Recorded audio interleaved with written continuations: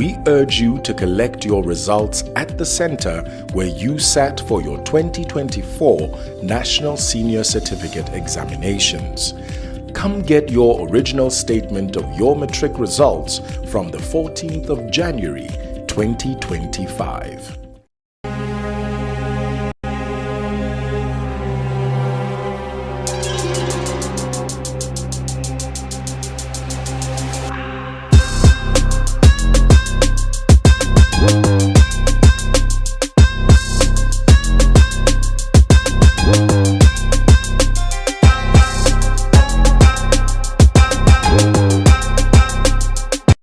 The Department of Basic Education is currently processing the results for the matric class of 2024.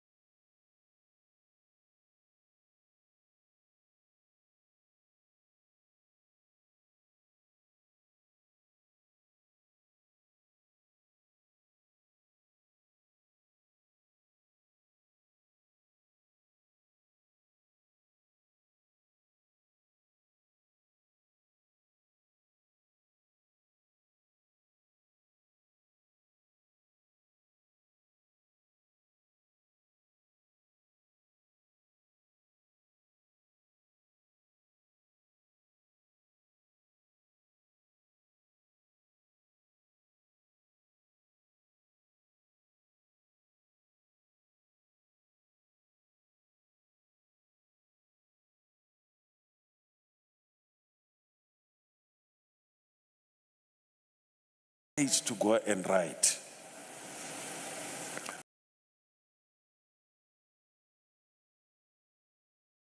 This from 2023 to 2024, which I'll come back to later. As we can see, the numbers have slightly gone up. Full-time candidates, part-time candidates, the numbers have gone down slightly. And the cause for this is that as results improve, the number of learners who go back to improve their performance in subjects where they did not perform well in reduces. And that's why the number of part-time candidates have reduced. Well, we then reflect on the numbers in terms of provinces. We can see that the enrollment has gone down, except for in 3 provinces, and the decline is insignificant, very small. It's not even worth talking about. But overall, where the increases have happened, we've got 14,121 more learners than last year who wrote for 2024. That's full-time candidates. Part-time candidates, there's reduction across the board. And I've attempted to explain this. What is interesting is that there are only 2 provinces that seem to have experienced an increase. It's Free State and Mpumalanga. It's a very interesting development, but these are the figures that we have here. Enrollment by gender. Well, we can see that our female learners are more than our male learners, which is good. The split is healthy, it's fine. That's what you should expect in any system, in a system that's maturing. That's what Dr. Sishi would have said. A maturing system, you see very good, healthy signs. Enrollment per subjects. We are concerned about BCM subjects. BCM subjects are business studies, accounting, and economics.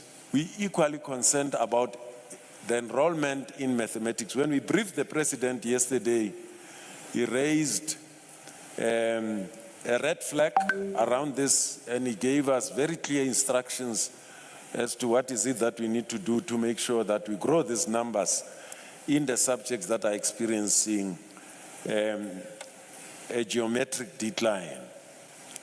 But you can see that, I mean, look at mathematics, the decline is 12,000, the highest.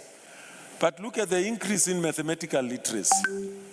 And I'm sure the results of 2024 will demonstrate that even learners who do mathematical literacy should be doing maths. And the problem is that maybe we've not done enough to ensure that these young people garner enough courage to do mathematics than taking an easier option to mathematical literacy. We do also have technical maths now. The numbers are still very low there as well. But we want to see the picture changing quite drastically here. Technical subjects. Another important area when we talk about three streams in the system is the academic pathway, vocational pathway. When we talk about vocational pathway, is based on the subjects. The biggest problem in the basic education in terms of enrollment is getting more learners offering technical, vocational subjects, as well as technical occupational subjects, which is the third stream that we are bringing in later on.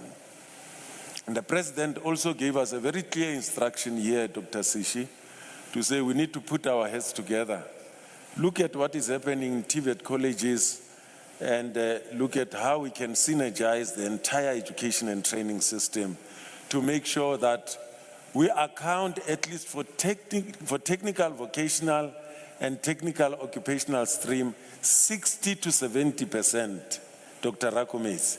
And only 30 to 40% must go towards streams that will make them doctors, make them lawyers. We need more plumbers. We need more electricians to come and create jobs.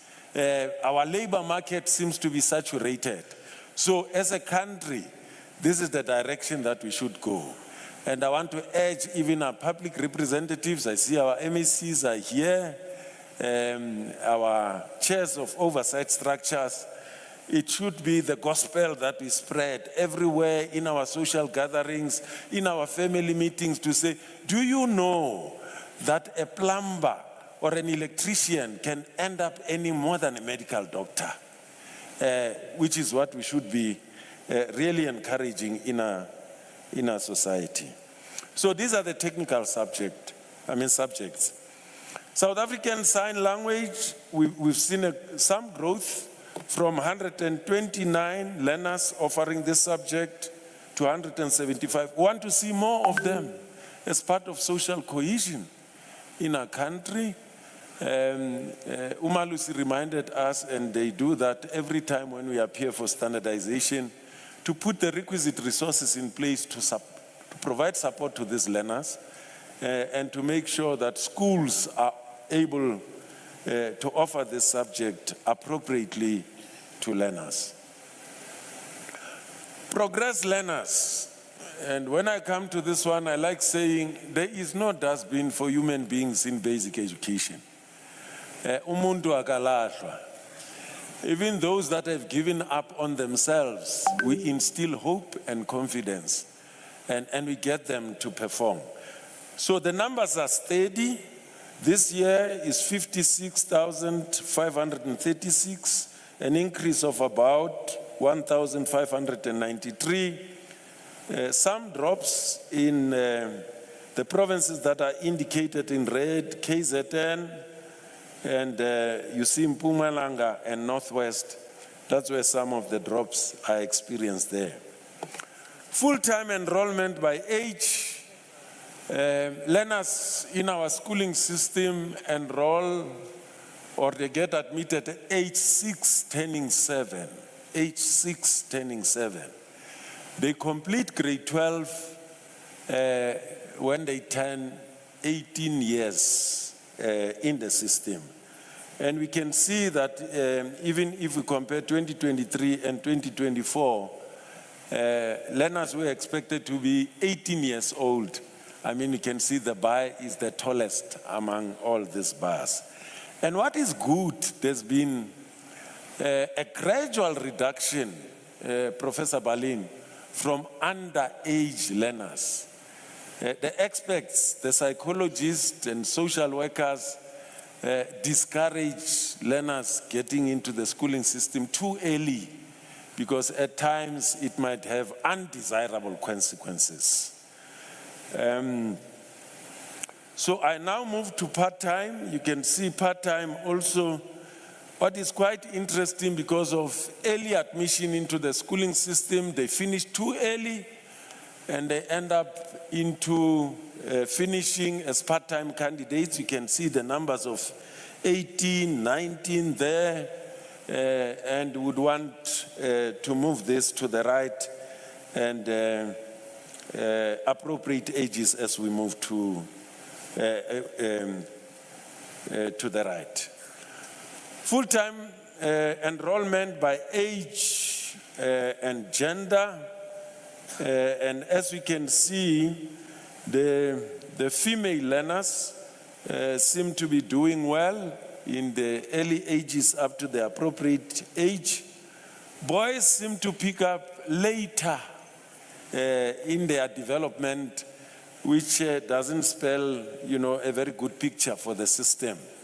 As I've said before, which I'll continue to say, we need to pay special attention to the girl learner. To the boy learner rather, not the girl learner. Part-time enrollment by age, as we can see here, the picture, it's essentially the same as in full-time candidates. Learners with special education needs, a slight reduction in the Free State, KwaZulu-Natal, and Northern Cape, but overall an increase of about 1,000. There's a gradual increase in the enrollment there and the learners who write as learners with special education needs. Learners with special education needs, barriers to learning. The system has got to cater for these learners and cater for different barriers. And it's important for us to note that it is possible for a learner to be carrying multiple barriers to learning. A learner being deaf, a learner being blind, and other barriers to learning. So it's not only one barrier per learner. So the real situation or real life, you do have multiple barriers that some of the learners are carrying. And some of them are here as our bright sparks, as our creme de la creme. They can't get, if you get, you can't buy. So, accommodation and concession, and I move quickly to the appropriate year. In accommodation and concession, it's where we prepare and support these learners so that these barriers to learning don't make it difficult for them to perform. They perform the same, if not better, than learners who do not experience these barriers. And our system do make provision for this. You can see the numbers have increased. Barriers to learning are about 8,000, and accommodation and concession, it's about 10,000, as we can see. Social grants, full-time learners, we have seen a slight increase there from 562,000 to 572,000. The government, the state creating a safety net for the most vulnerable in society.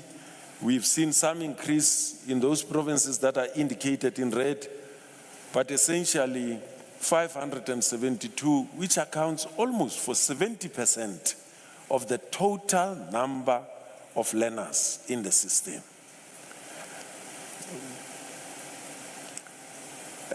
Social grants enrollment by grant type, the biggest enrollment is in child support grant, which is the biggest there. But as I've said earlier on, the decreases are in those provinces that we pointed out earlier on. The class of 2024, they are here. They received extraordinary learner support program, unprecedented learner support program.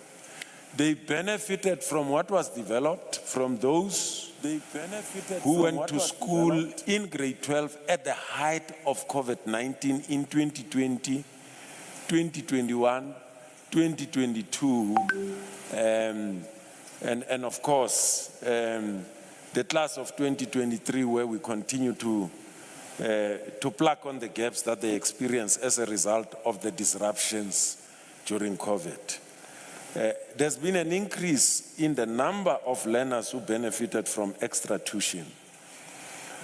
Extra support is no longer for what used to be called dysfunctional schools, which in the diagnostic report of the National Planning Commission indicated 80% of our schools used to be dysfunctional. It's the other way around now. 80 and even more % of our schools are now functional. And therefore, we also need support to even former Model C schools, because the learner profile has changed there. But the problem of poverty is no longer affecting only previously disadvantaged. It also affects the previously advantaged, as you can see from the profile of our learners. Number of subjects that are involved, it used to be your gateway subjects, even smaller subjects are now receiving attention. The intensity of monitoring, what gets planned, executed, and monitored gets done. We've also improved in our evidence-based approach the use of data to plan, the use of data to monitor trends, but the use of data to reflect back to the system to bring about improvements. It's been improving from year to year. I need to rush. We're only providing some of the figures in case you don't believe our story, our narrative. We give you the figures. Maybe the figures will make more sense to you to look at what I refer to. And we do not include initiatives that are coming from schools.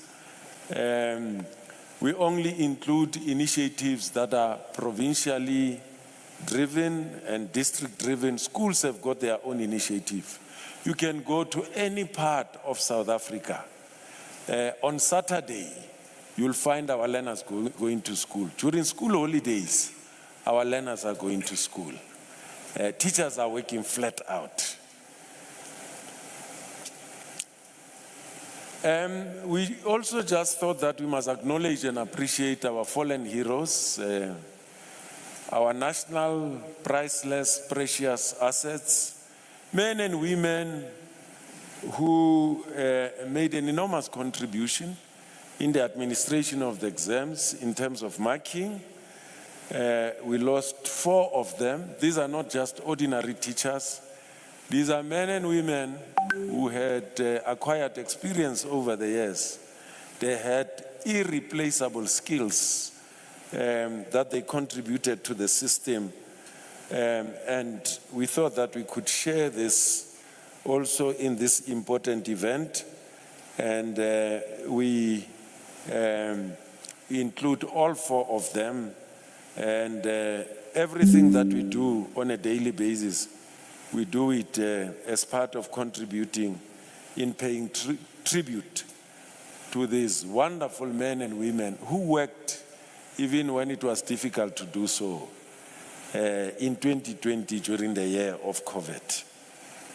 But they passed on in the past year. In 2024, they tragically demised due to or owing to a number of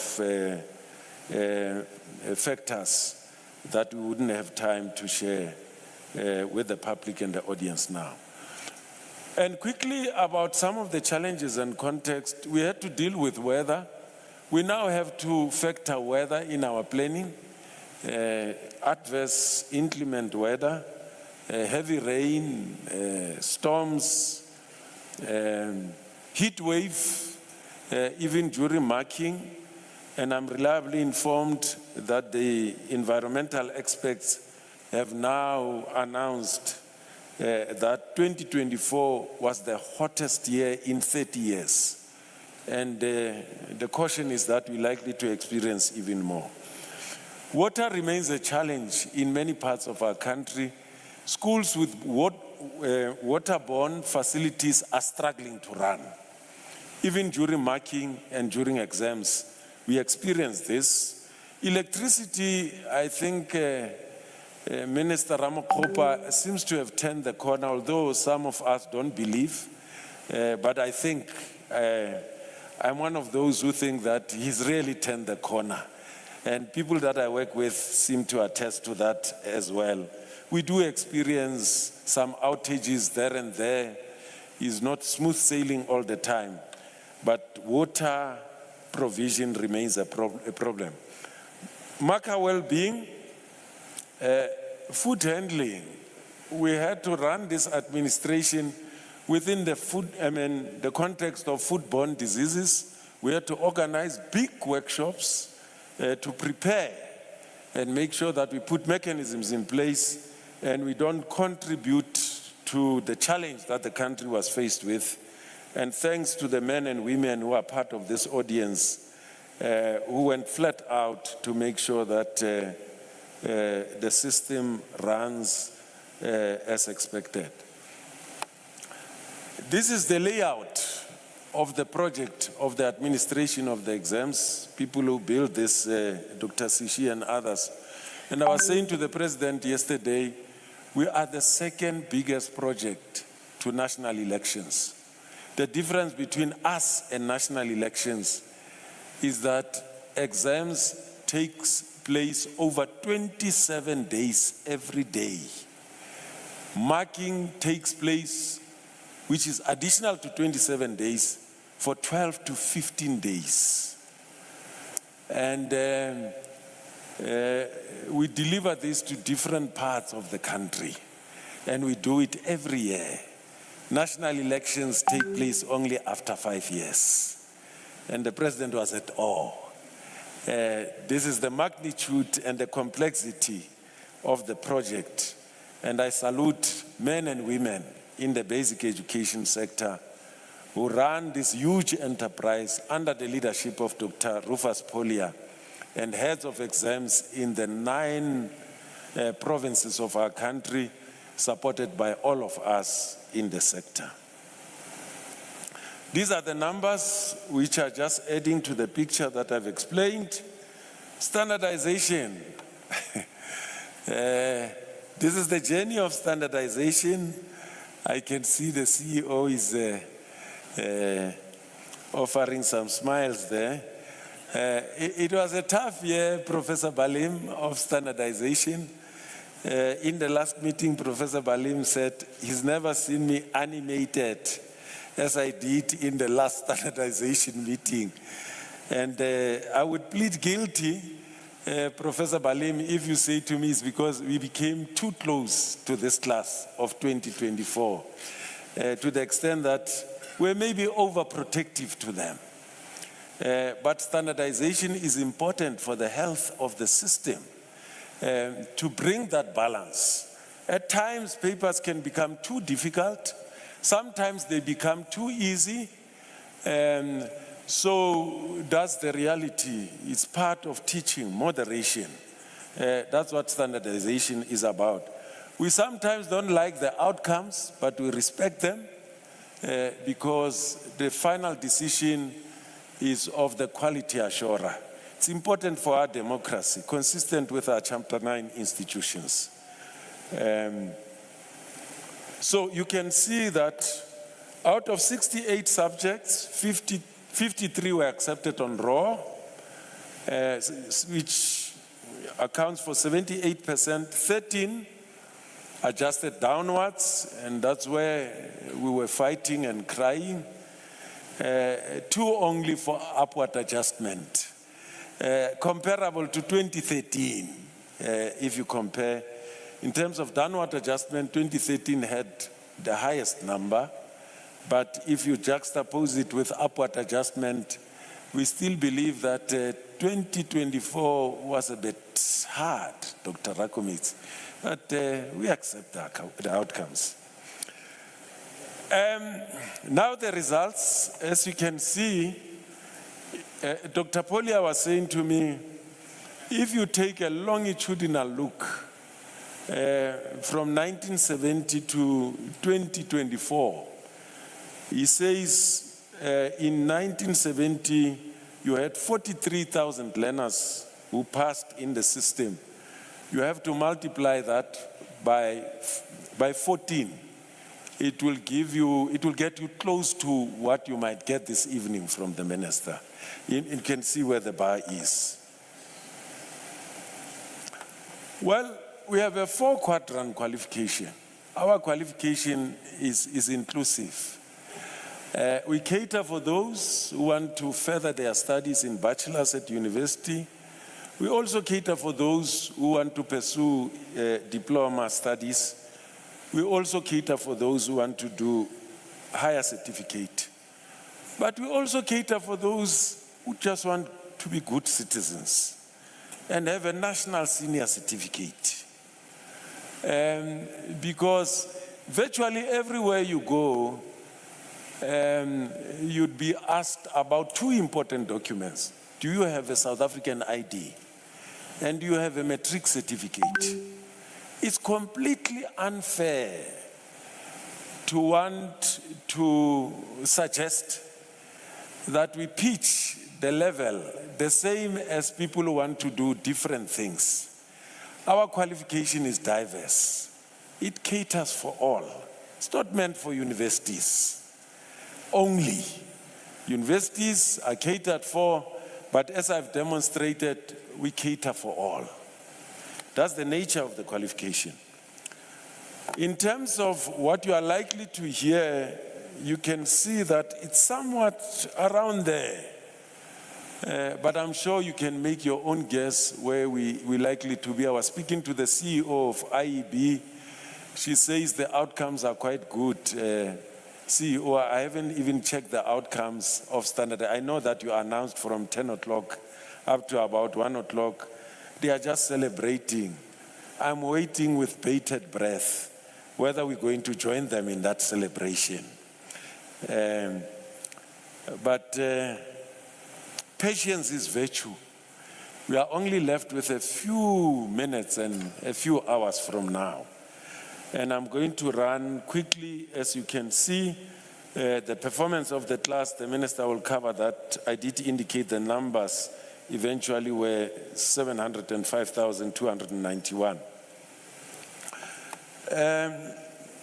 The performance of the class of 2023, I should be going to 2024.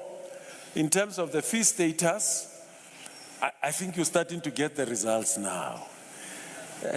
No fee paying schools, you can see that we improved to 85.8%, fee paying 90.3%, and independent schools 91.9%.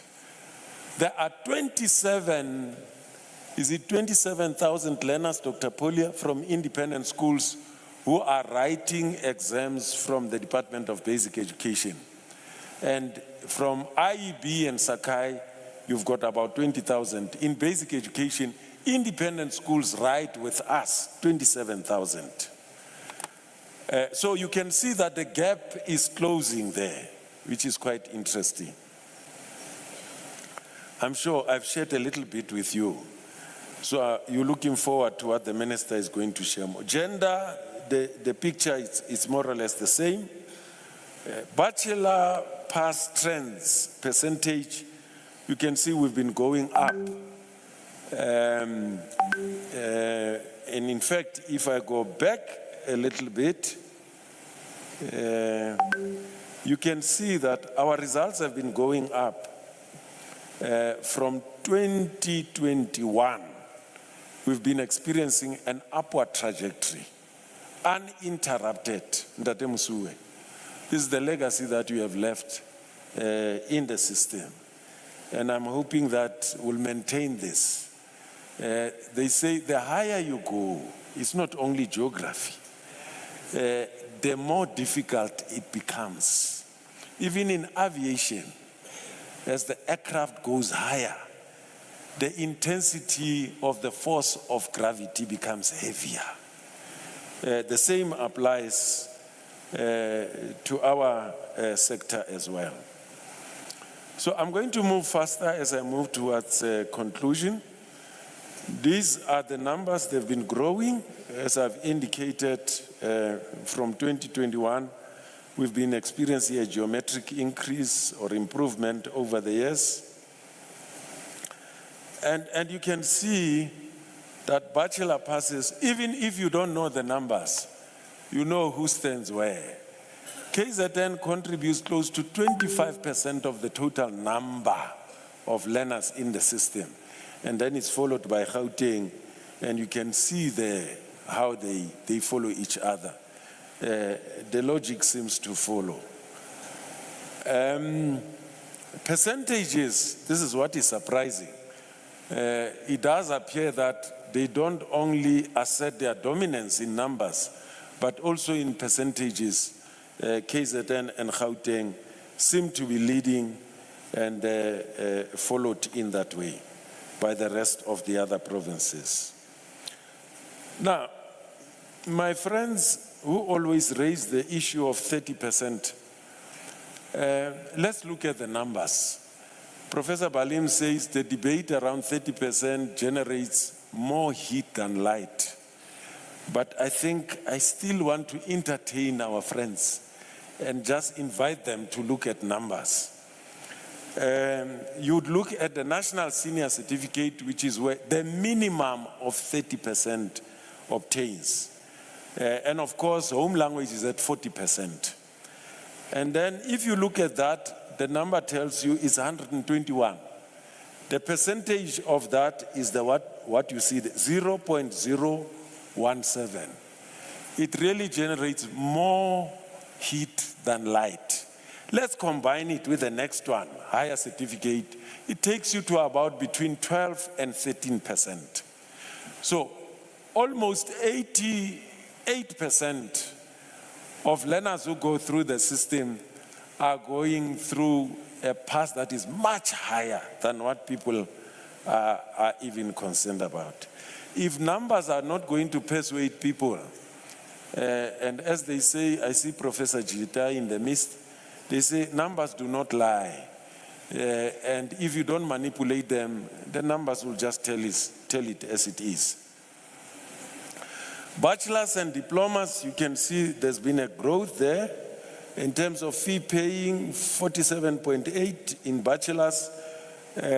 Independent schools, you can see there's also a growth there of 54.9. And no fee, you can see, I'm sorry, I'm looking at 2023, this should be 2024. And as you can see, these are the numbers that are growing there.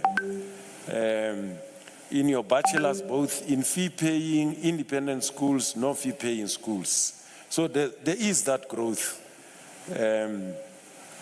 NSC, performance by qualification type, we've just blocked the bachelors and the rest we've left for people to be able to look at that.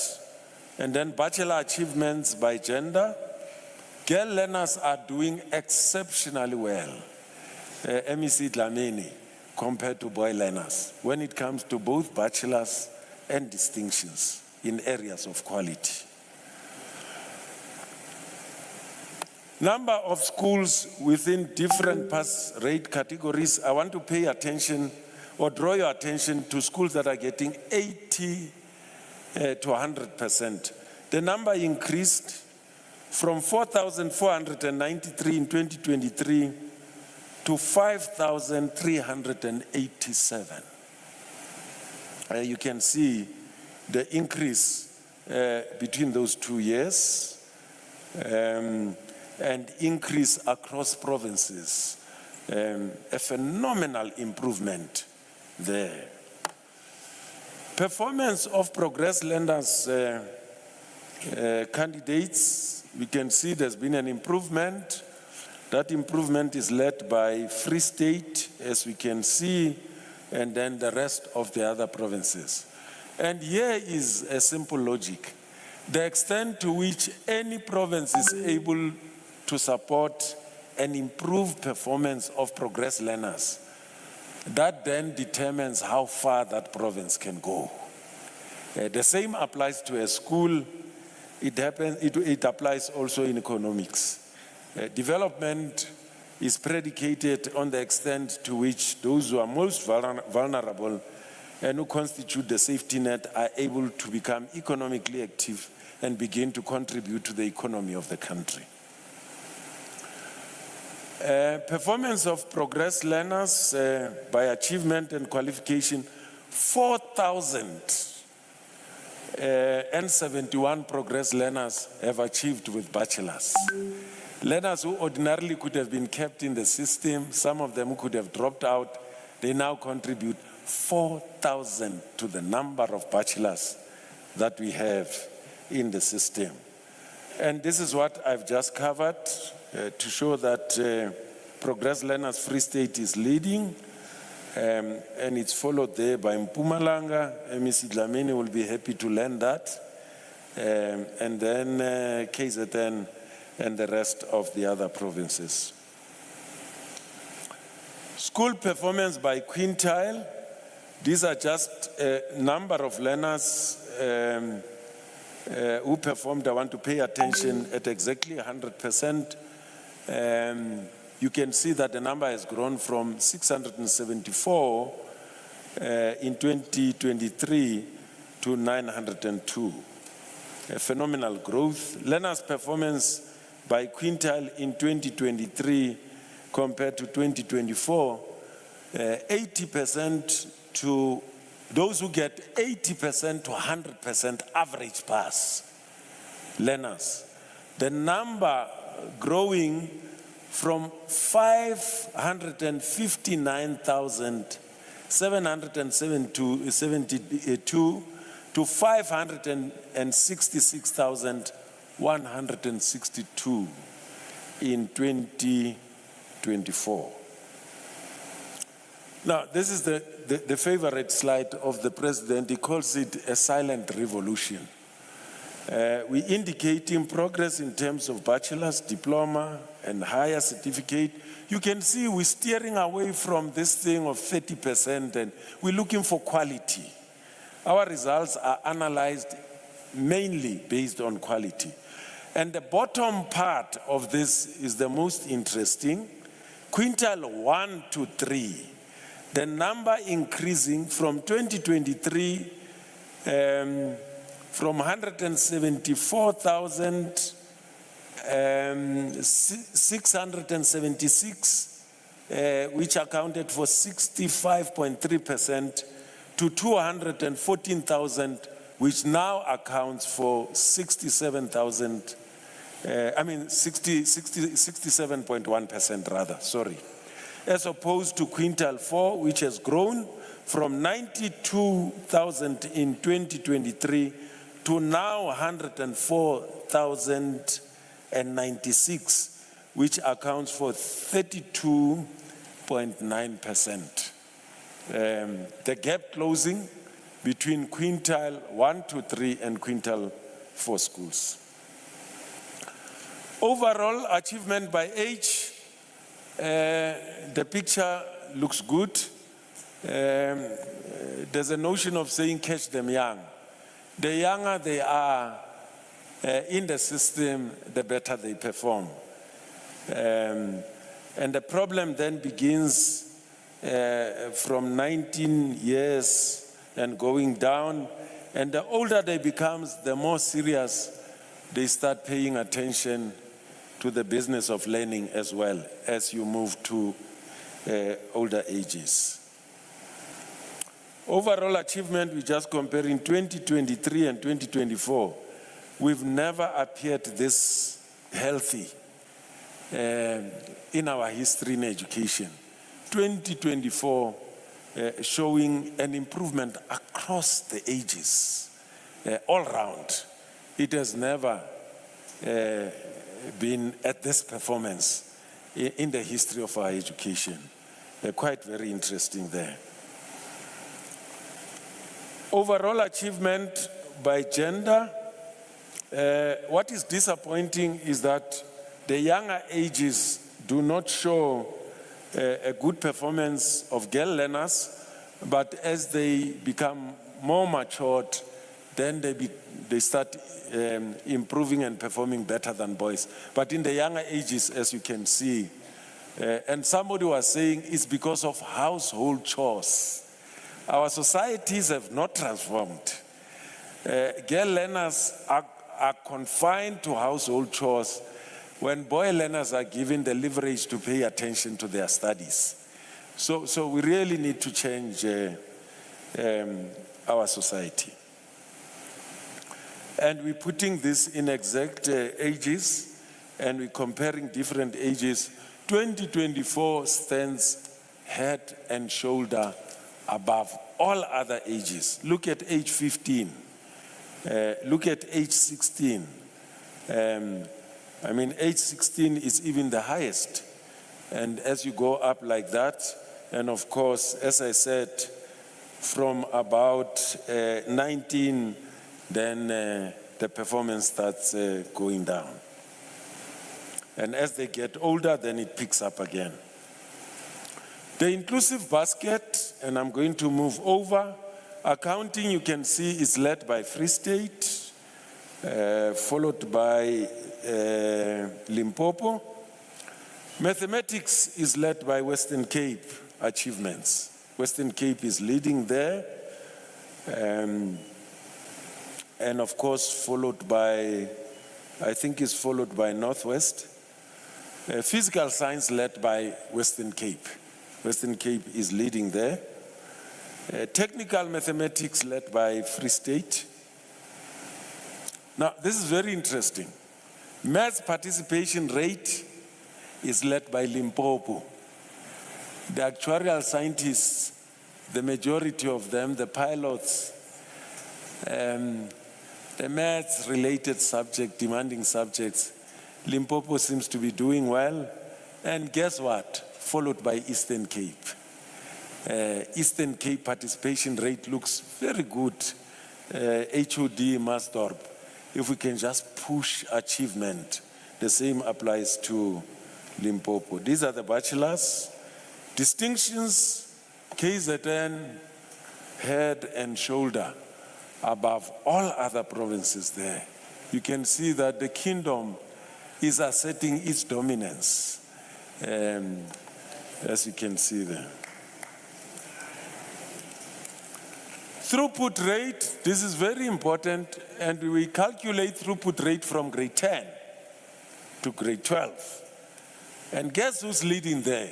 Western Cape. And you can see that Western Cape, I think, is followed by Eastern Cape. There are good things that come from all these provinces. There's a place for everyone of us in the sun. And this is how South African Sign Language has performed 89%. The technical subjects, there is no reason for this low enrollment. We need to be enrolling more learners. All technical subjects perform at 90% and above. All of them, without exception, including even those that dropped slightly, such as electronics. They perform at 90% and above. Sorry, I jumped the other slides. Home languages seem to be doing well. First additional languages, Afrikaans, the Sepedi, Sesotho and Isiswati dropped a little bit, but they are all above the 90s. Some selected subjects, only physical science dropped there. So it tells you that we really need to pay attention to maths and science. We still need to do a lot there. And again, as I've said, technical subjects, overall, they are doing exceptionally well, except for electronics, as you can see. District performance. Out of 75 districts, last year we had only 55 districts out of 75 which performed at 80% and above. 2024, the number increased to 73 districts. Only 2 districts performed below 80%. It has never been like this in our lifetime. I think we are the first generation to experience this. There are only 2 districts and they are at 78, as you can see. Top 10 districts, it has never been like this. All districts except 1 perform at 90% and above. District number 1 is at 97%. And again, it has never been like this.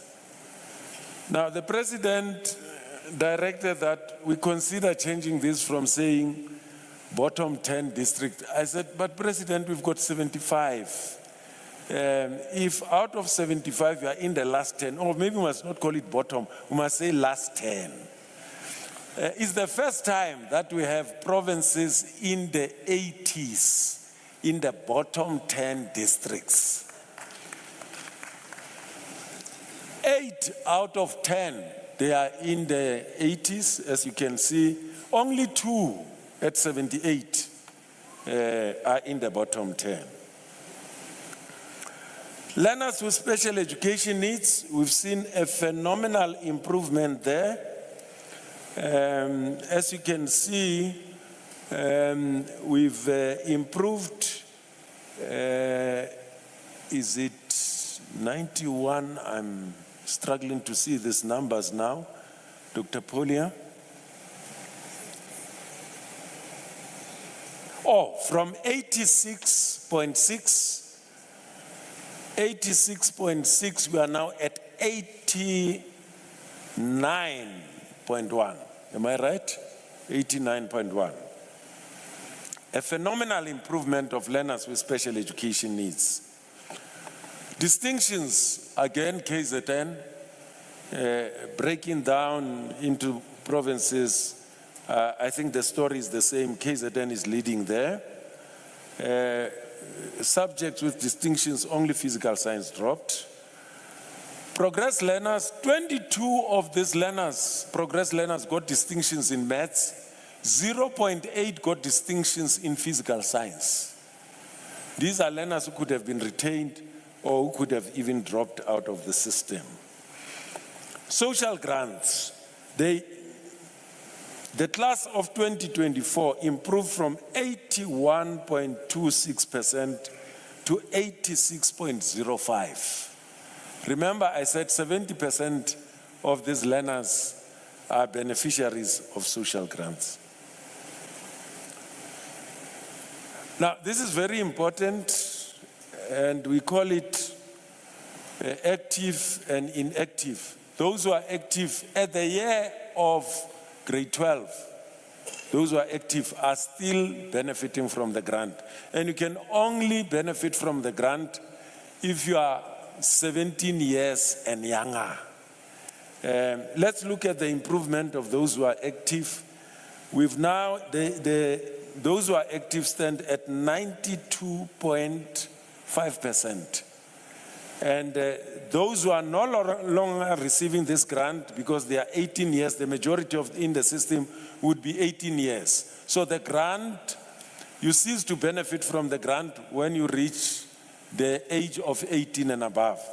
They perform at 83.6. There's a case to be made with government, and welcome, Chair of the NECT. You can see learners who continue to receive the grant, they perform far much better than those who are no longer receiving it. 92.5 compared to 83.6%. I'm almost done. Of course, by gender, the boy learners in terms of social grants do slightly better than girl learners. Social grant by qualification type, I mean, look at those with achievement to study bachelor studies. 247,000 of them will be able to get admission to do bachelor studies there. Correctional services, improvement from 93.2 to 96.2. There'll be celebrations, parties. The Department of Justice and Correctional Services, I'm sure they'll be working together.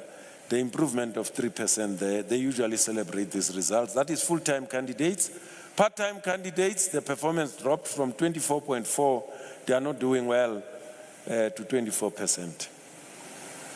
Performance in selected part-time subjects, the drop in life orientation, and I want to look at the CEO, look at life orientation, and when I presented to my principal, they said it can't be. I said, no, this is the effect of the decisions of standardization. It can't be that these learners have done so well in so many subjects and suddenly they drop in life orientation. But those are the sweet and sour tastes of standardization. We accept both of them. And of course, drop in mathematics as well. And the rest is measuring ourselves in terms of the social justice principle. The system is improving. It looks healthier in terms of access. It looks healthier in terms of redress, healthier in terms of equity. We look at gender only. If you factor in geography, the picture will even look better, urban versus rural. I mean, schools in the rural areas are hitting 100% pass rate, and many of the learners that are here come from those schools.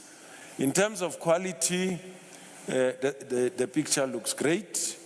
Efficiency, the time it takes for learners to enter the system and exit, the picture looks good as well. As you can see, inclusivity, learners with special needs are looking good. If this is anything to go by, for anyone who would want to leave the system and go and look for a new job, this is the right time. I'm not encouraging people to do that. The chairperson of the NECT, all institutions and organizations that he left with, he left an impeccable footprint of performance. The system looks quite healthy, and I think we can take this forward as we get closer to 2030. Thank you very much for indulging.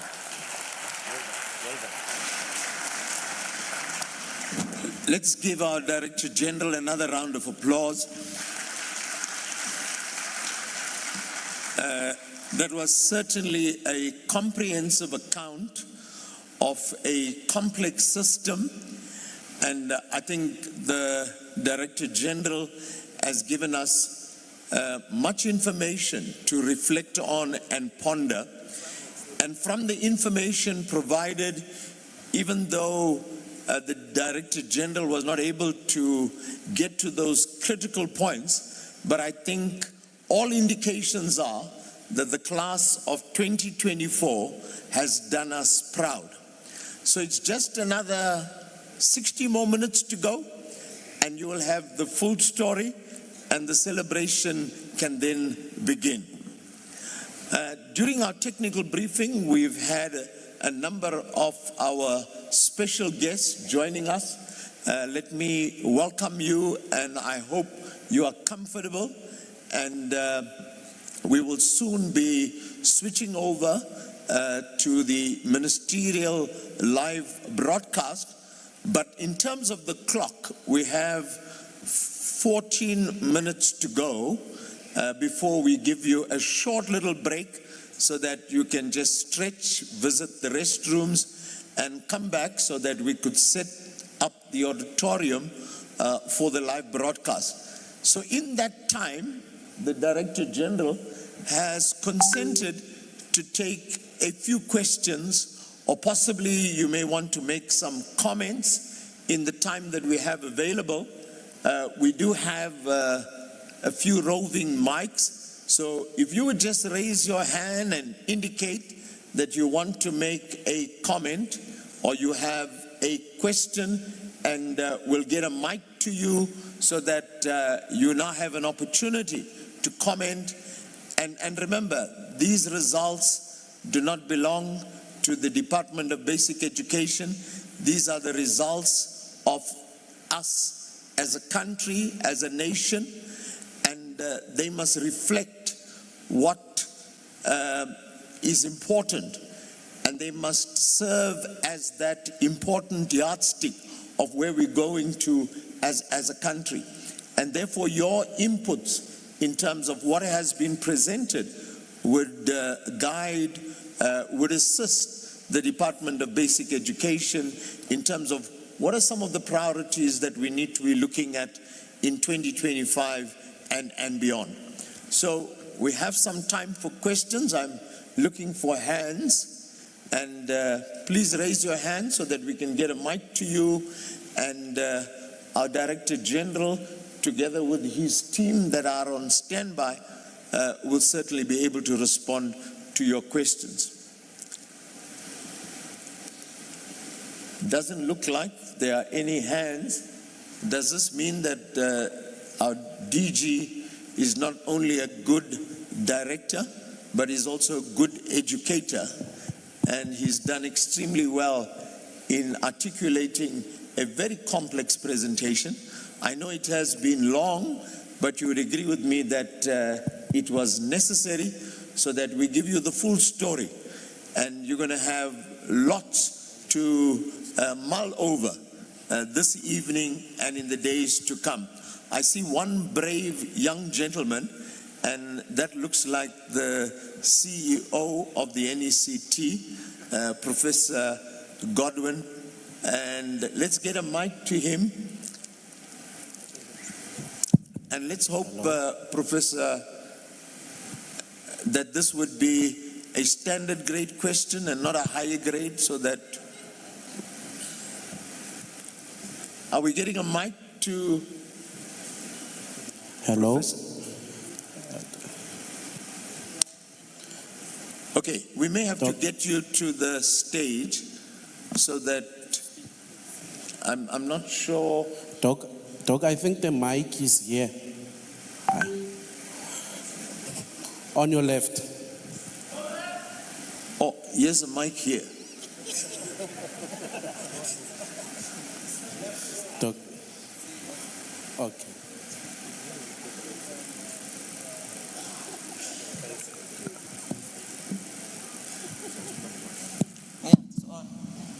Chair, thank you very much.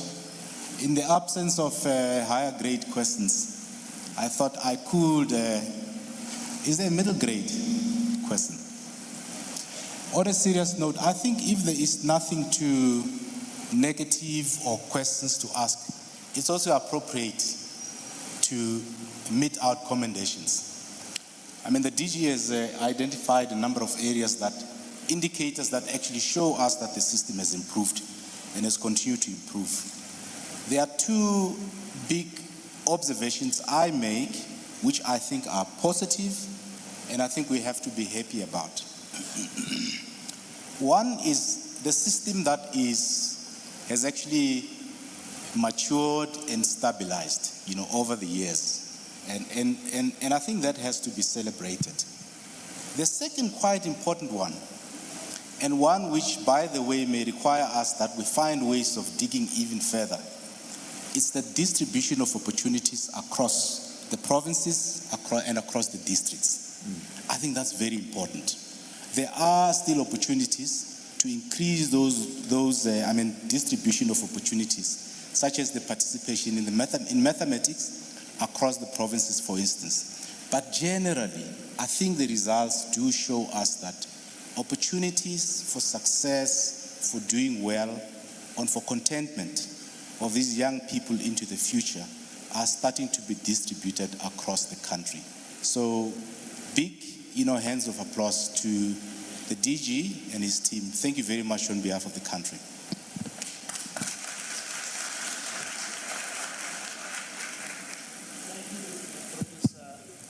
Godwin Khoza, two important observations and comments.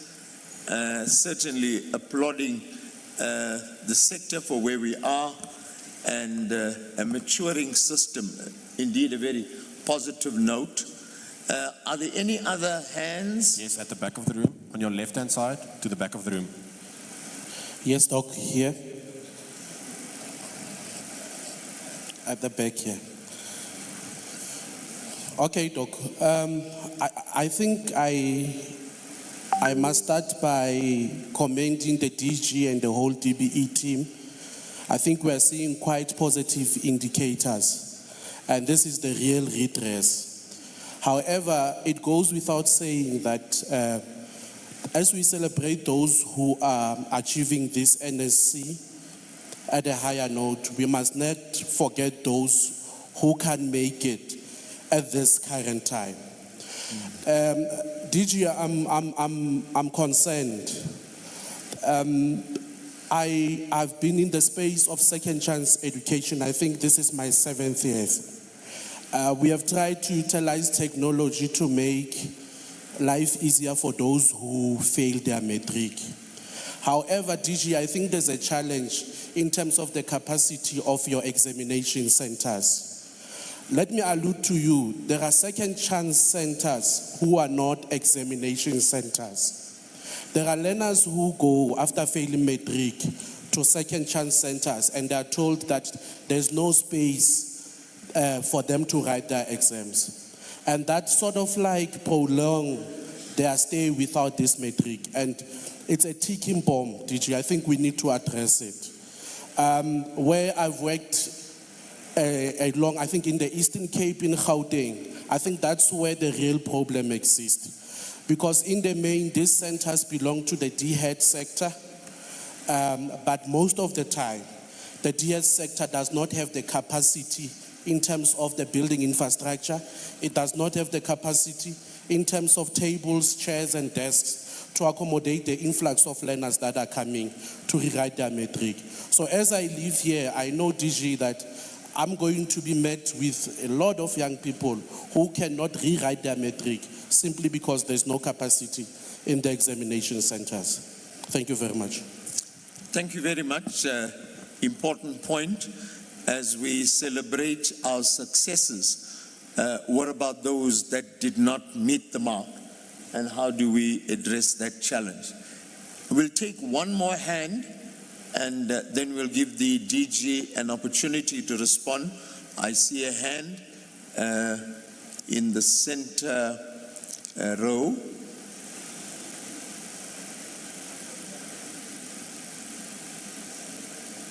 Can we get a mic?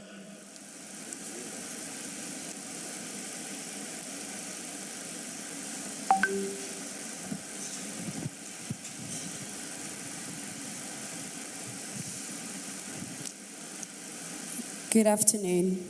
My name is Patricia Stock, the CEO of the South African Institute of Chartered Accountants, SAICA. DG, thank you for your comprehensive presentation.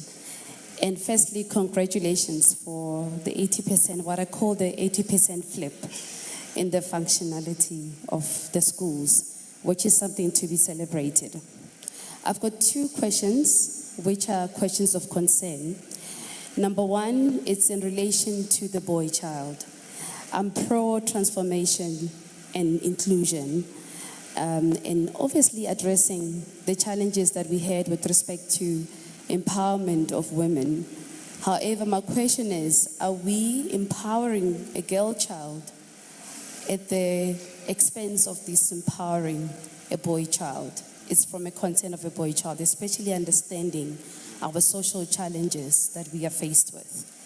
And secondly, I'm really concerned about accounting performance in other areas. When I look at the STEAM subjects, I remove the T and I remove the remaining subjects that are remaining. Consistent decline. We see a consistent However, decline. With accounting in the last few years, we've seen a downward trend with respect to the number of enrollments without knowing what the outcome is for the current year pass rates. What are the root causes that contribute to that decline so that we can ensure that we put our efforts together in addition to what we're doing around mathematics? What is it that we need to do to ensure that that trend actually moves upward? I thank you. Thank you, CEO. I think these are important pointers which our DG has taken note of. And in the next 3 minutes, I'm going to ask our DG to respond. Over to you, DG. Who's the CEO of, I'm not sure which institution, I didn't hear that. Okay. Thank you very much, Program Director. I want to thank all the speakers for reciprocating the technical report. I do know that even those who have not made any input, it doesn't mean that they've not reciprocated the technical report. Let me start with the last speaker, the CEO of SAICA. SAICA is our very important partner, and they're doing quite a lot of work in schools with districts and provinces. I fully agree with you. Empowering the girl child must not be at the expense of the boy child. We need to maintain that balance, and we're trying to engender that in the system, and I think results are going to show later. Remember, in the past, we used to have Girl Learner Intervention Program, CLIP, and we had nothing for boys. But now we've brought in some support for boys to make sure that we maintain that balance between boys and girls. Otherwise, we are going to have a lopsided society where girl learners are leading and performing and boy learners are creating problems for society. So I fully agree with you. Performance around accounting and maths is an area that we are together working in as well.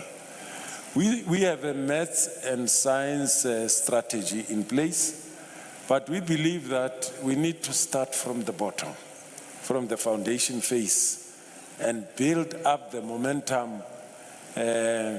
When we get to grade 12, it should be a process of having started right from the foundation phase, going through the intermediate phase, senior phase, and then proceed to the exit level of the system.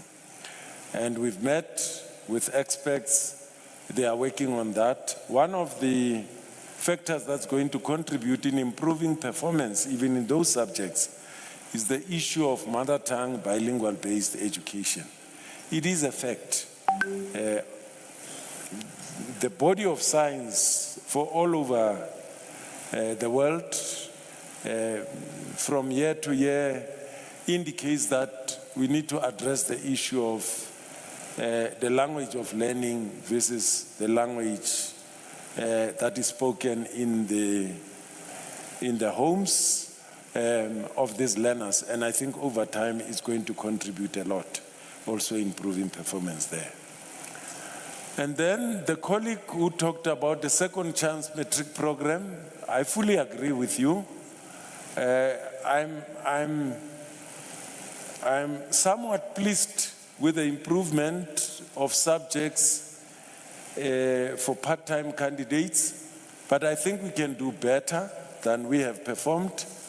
And I fully agree with you. For those who have not made it, who have not met the requirements of the National Senior Certificate, so that we reduce the numbers of those who are not in employment nor in education and training, the second chance Matric program is our strategy to support our young men and young women to make sure that they meet the requirements of the National Senior Certificate. It's about resourcing those centers but it's about also making sure that we invest even better and we make them even more viable and accessible to the young men and young women of our country. And to Professor Khoza, thank you very much. Somebody, when we met this morning, reminded me that a few days ago, I said we are naked but not ashamed. We are the only sector. When we reopen our schools, we open for public representatives to get into our schools and helped to authenticate our state of readiness. We are the only sector that present a report like this and say, this is how we have performed. These are the areas of improvement, and these are the areas of weaknesses which we must address. And that helps to strengthen accountability, not only amongst ourselves, but accountability to the nation, to the taxpayers, because we serve at the behest of the taxpayers of our country. We render public service, and taxpayers are funding our salaries. We have to continue to account to them. And I forgot to mention, Dr. Polia, that in the presentation we decided to use the theme of the protea flower, and I'm sure we know all the important attributes about the protea flower. We started saying we are a system on the rise, and we also went on to say we have identified green shoots. There are areas in the system that are improving, but there's still a lot to be done. In excellence, you never reach a point where you say you have arrived. And excellence is sweeter than honey. Once you taste it, you want to have more of it. Thank you very much for your inputs. Thank you, DG. Unfortunately, that's all the time we have for comments and inputs. But let me conclude by thanking you for being such an attentive audience. Thank you for your support. And I think the message is clear, and Professor Gordon Khoza has summed it up absolutely accurately. We are a maturing system, but despite the maturity, there are still areas that require our collective effort and input so that we can take our country and we can take our nation to the next level. So let's put our hands together once again for our DG, not only for the presentation, but for his astute and excellent and exemplary leadership in the sector. DG, we appreciate what you do, and thank you very much for all that you continue to do and the sacrifices in terms of putting your own life on the line so that education could see an improvement and we could get to the next level. Let's put our hands together for our Director General, Mr. Matanzima Mweli. I'm now going to hand you over to our Chief Communicator, Mr. Elijah Mslanga, and he's going to tell us about the arrangements for the rest of this evening's proceedings. Thank you.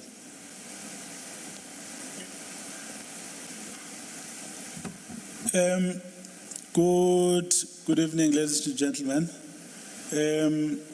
Mine is to release you for now until we come back for the 6 o'clock.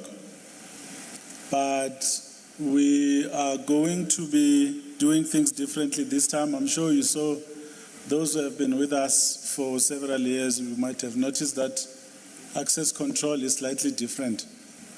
We will be closing the door at 5 minutes to 6 o'clock to make sure that we limit movement inside the auditorium. We are getting messages that some people are still arriving, they're still registering now, which means they missed all the 116 slides of the DG. So since you enjoyed those slides, we are going to ask that you enjoy a musical break, stretch, and get ready for 6 o'clock.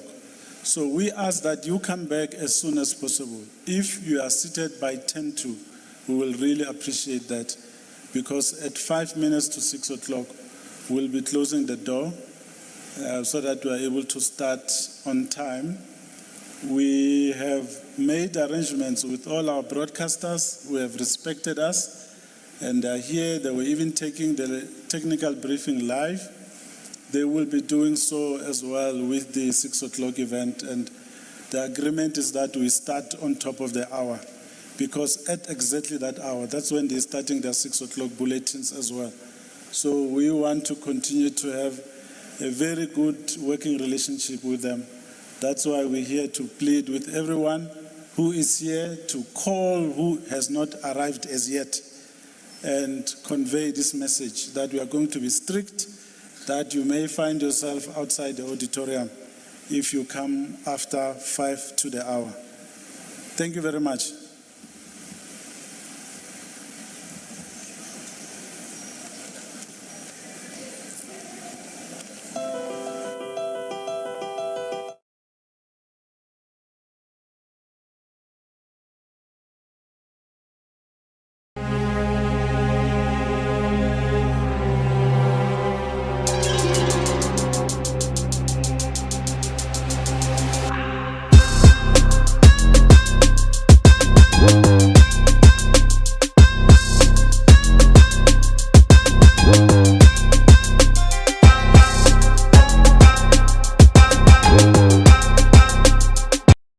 The Department of Basic Education is currently processing the results for the Matric class of 2024.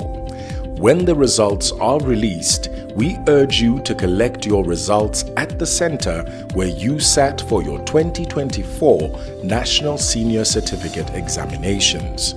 Come get your original statement of your Matric results from the 14th of January, 2025.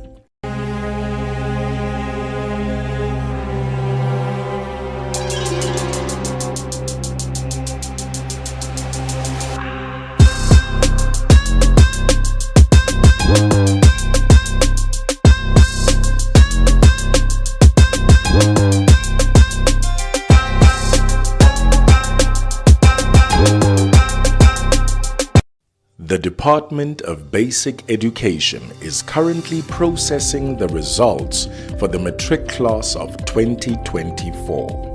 When the results are released, we urge you to collect your results at the center where you sat for your 2024 National Senior Certificate Examinations. Come get your original statement of your Matric results from the 14th of January, 2025.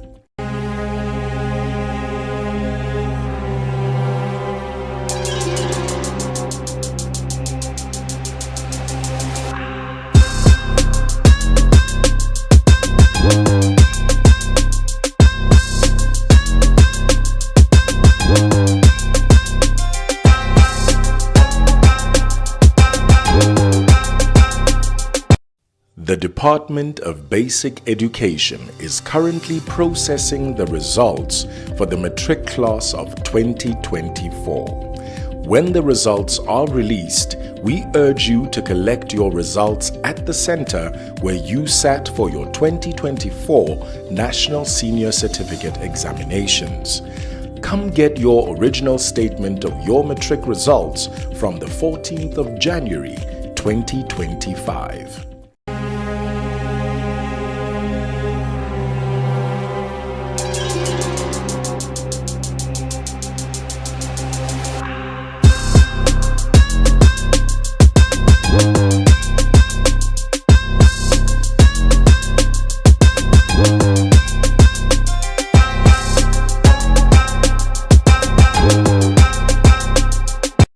The Department of Basic Education is currently processing the results for the Matric class of 2024. When the results are released, we urge you to collect your results at the center where you sat for your 2024 National Senior Certificate Examinations. Come get your original statement of your matric results from the 14th of January, 2025.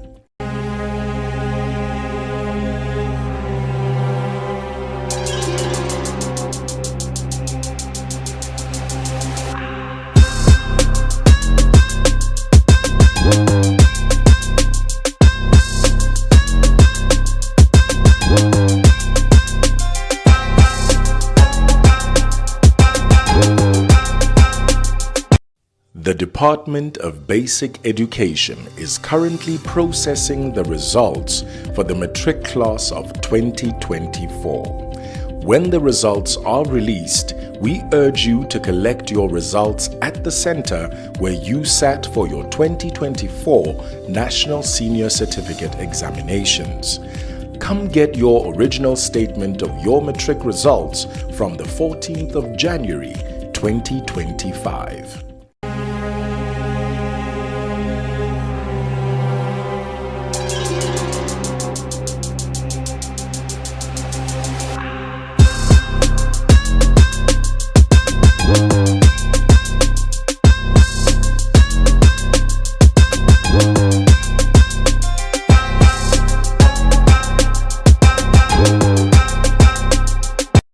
The Department of Basic Education is currently processing the results for the matric class of 2024.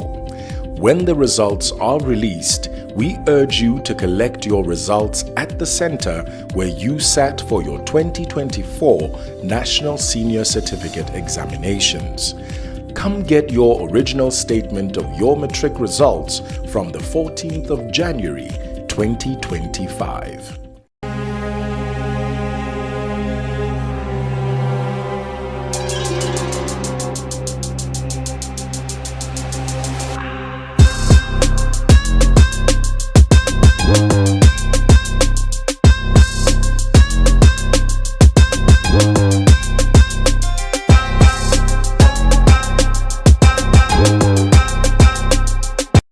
The Department of Basic Education is currently processing the results for the matric class of 2024.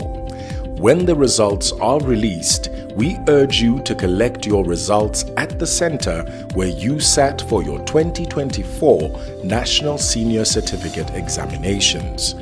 Come get your original statement of your matric results from the 14th of January, 2025.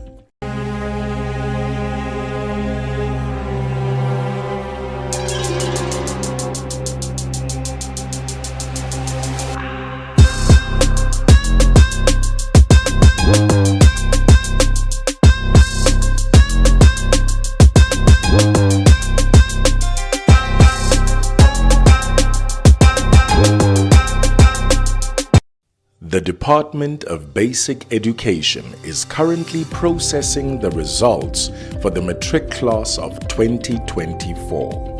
When the results are released, we urge you to collect your results at the center where you sat for your 2024 National Senior Certificate Examinations.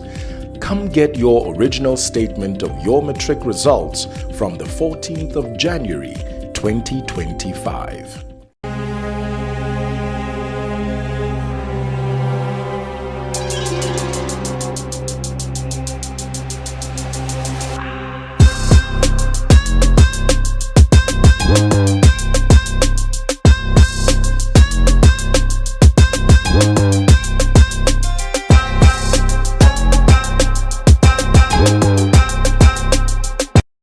The Department of Basic Education is currently processing the results for the matric class of 2024. When the results are released, we urge you to collect your results at the center where you sat for your 2024 National Senior Certificate Examinations. Come get your original statement of your matric results from the 14th of January, 2025.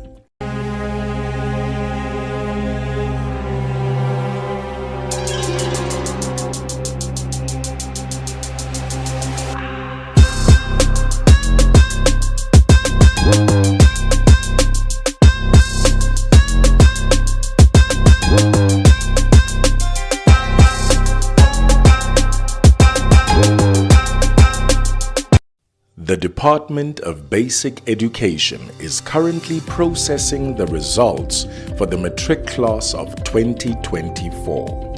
When the results are released, we urge you to collect your results at the center where you sat for your 2024 National Senior Certificate Examinations. Come get your original statement of your Matric results from the 14th of January, 2025.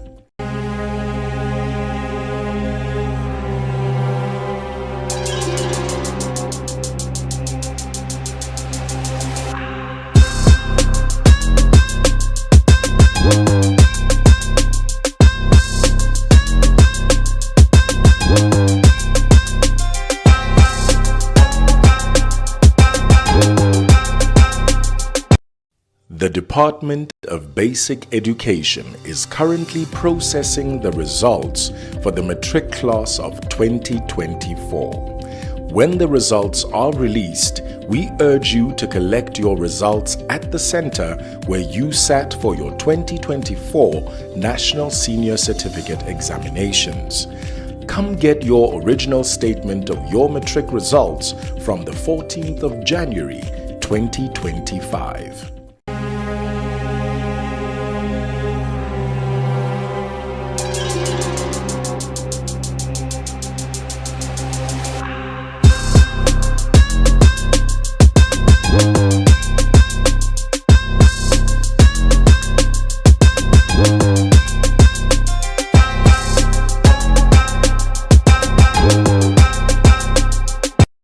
The Department of Basic Education is currently processing the results for the Matric class of 2024.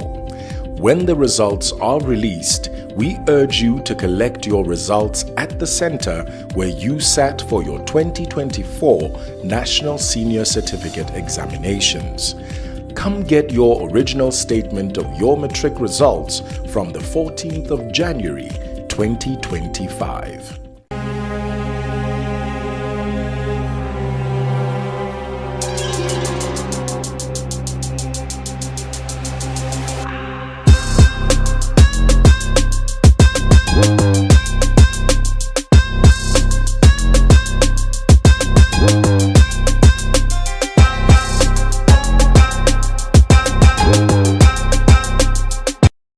The Department of Basic Education is currently processing the results for the Matric class of 2024.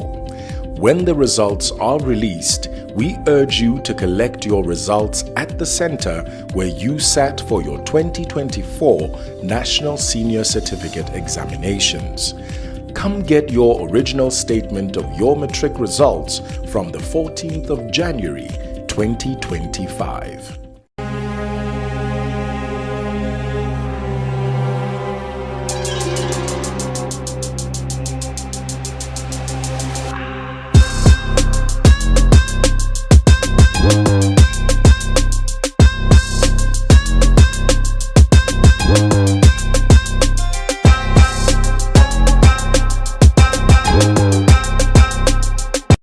The Department of Basic Education is currently processing the results for the Matric class of 2024. When the results are released, we urge you to collect your results at the center where you sat for your 2024 National Senior Certificate Examinations. Come get your original statement of your Matric results from the 14th of January, 2025.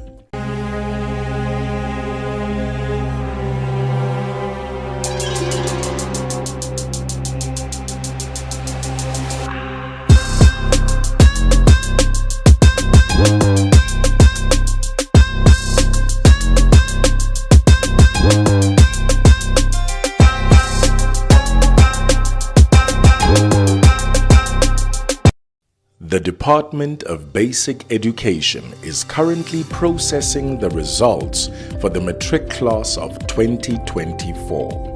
When the results are released, we urge you to collect your results at the center where you sat for your 2024 National Senior Certificate Examinations. Come get your original statement of your matric results from the 14th of January 2025.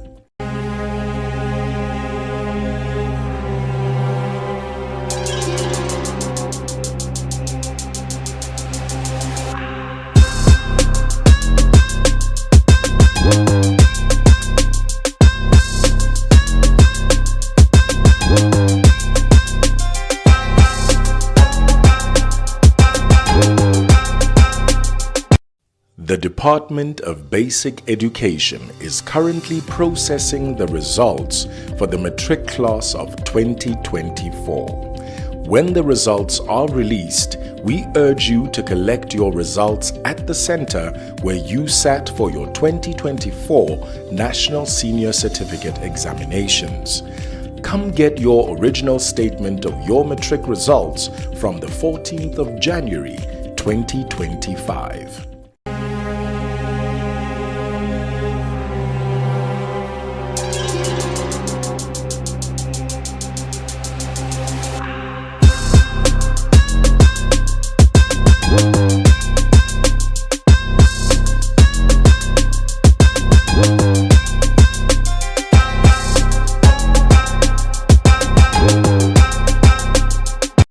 The Department of Basic Education is currently processing the results for the matric class of 2024.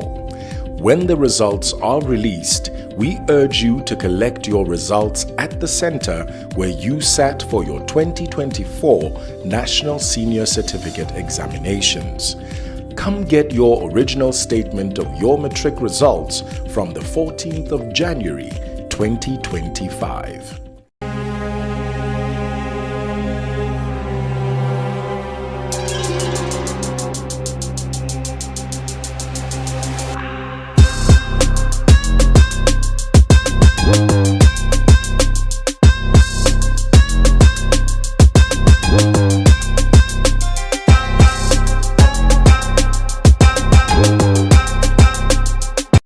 The Department of Basic Education is currently processing the results for the matric class of 2024.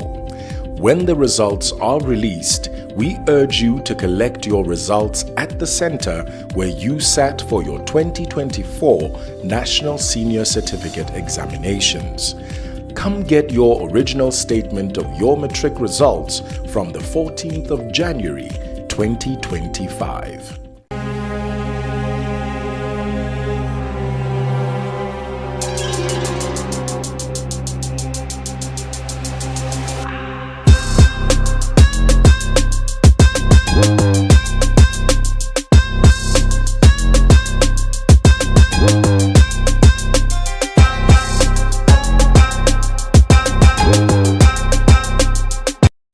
The Department of Basic Education is currently processing the results for the matric class of 2024.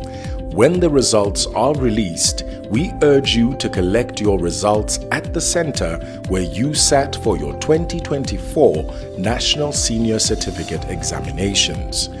Come get your original statement of your matric results from the 14th of January 2025.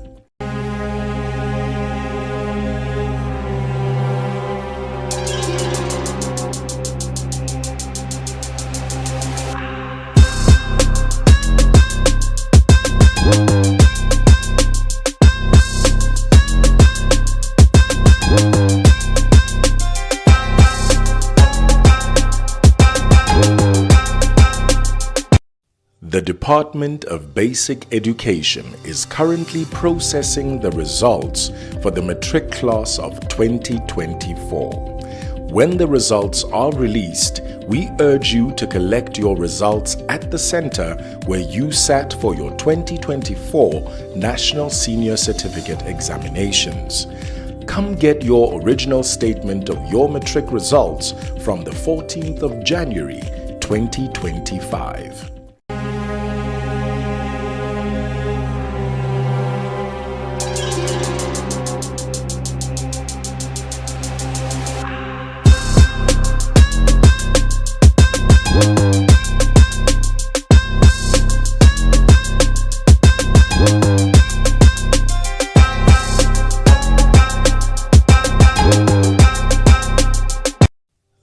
Department of Basic Education is currently processing the results for the Matric class of 2024. When the results are released, we urge you to collect your results at the center where you sat for your 2024 National Senior Certificate Examinations.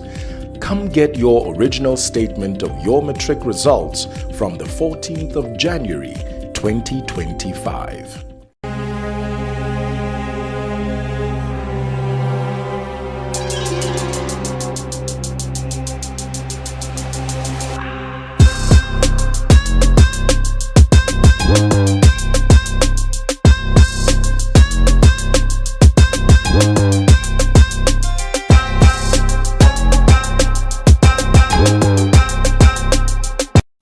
The Department of Basic Education is currently processing the results for the Matric class of 2024.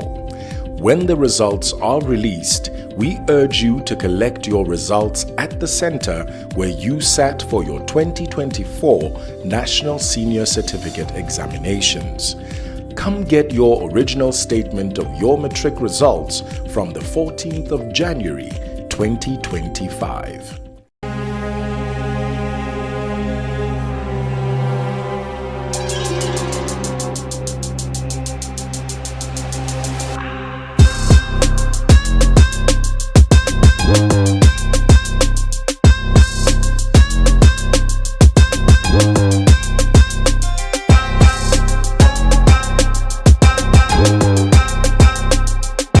The Department of Basic Education is currently processing the results for the Matric class of 2024. When the results are released, we urge you to collect your results at the center where you sat for your 2024 National Senior Certificate Examinations. Come get your original statement of your Matric results from the 14th of January, 2025.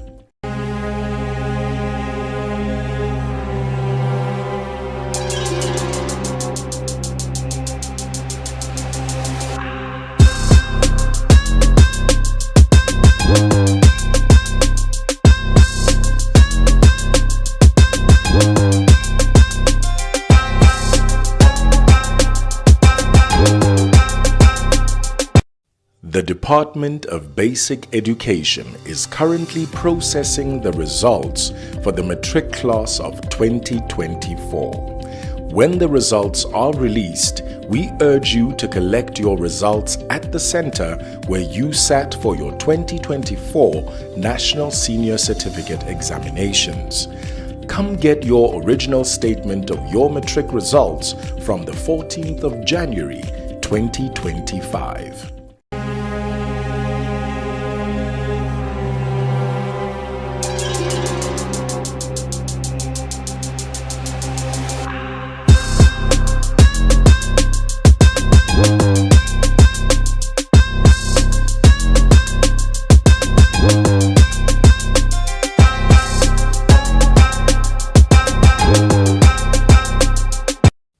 The Department of Basic Education is currently processing the results for the Matric class of 2024.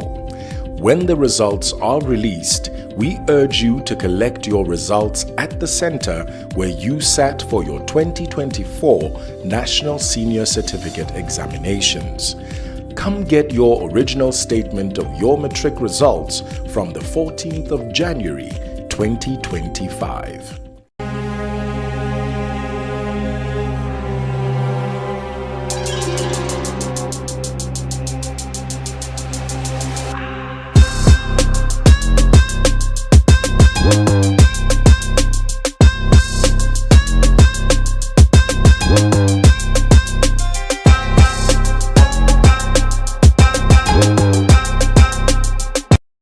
The Department of Basic Education is currently processing the results for the Matric class of 2024. When the results are released, we urge you to collect your results at the center where you sat for your 2024 National Senior Certificate Examinations. Come get your original statement of your matric results from the 14th of January 2025.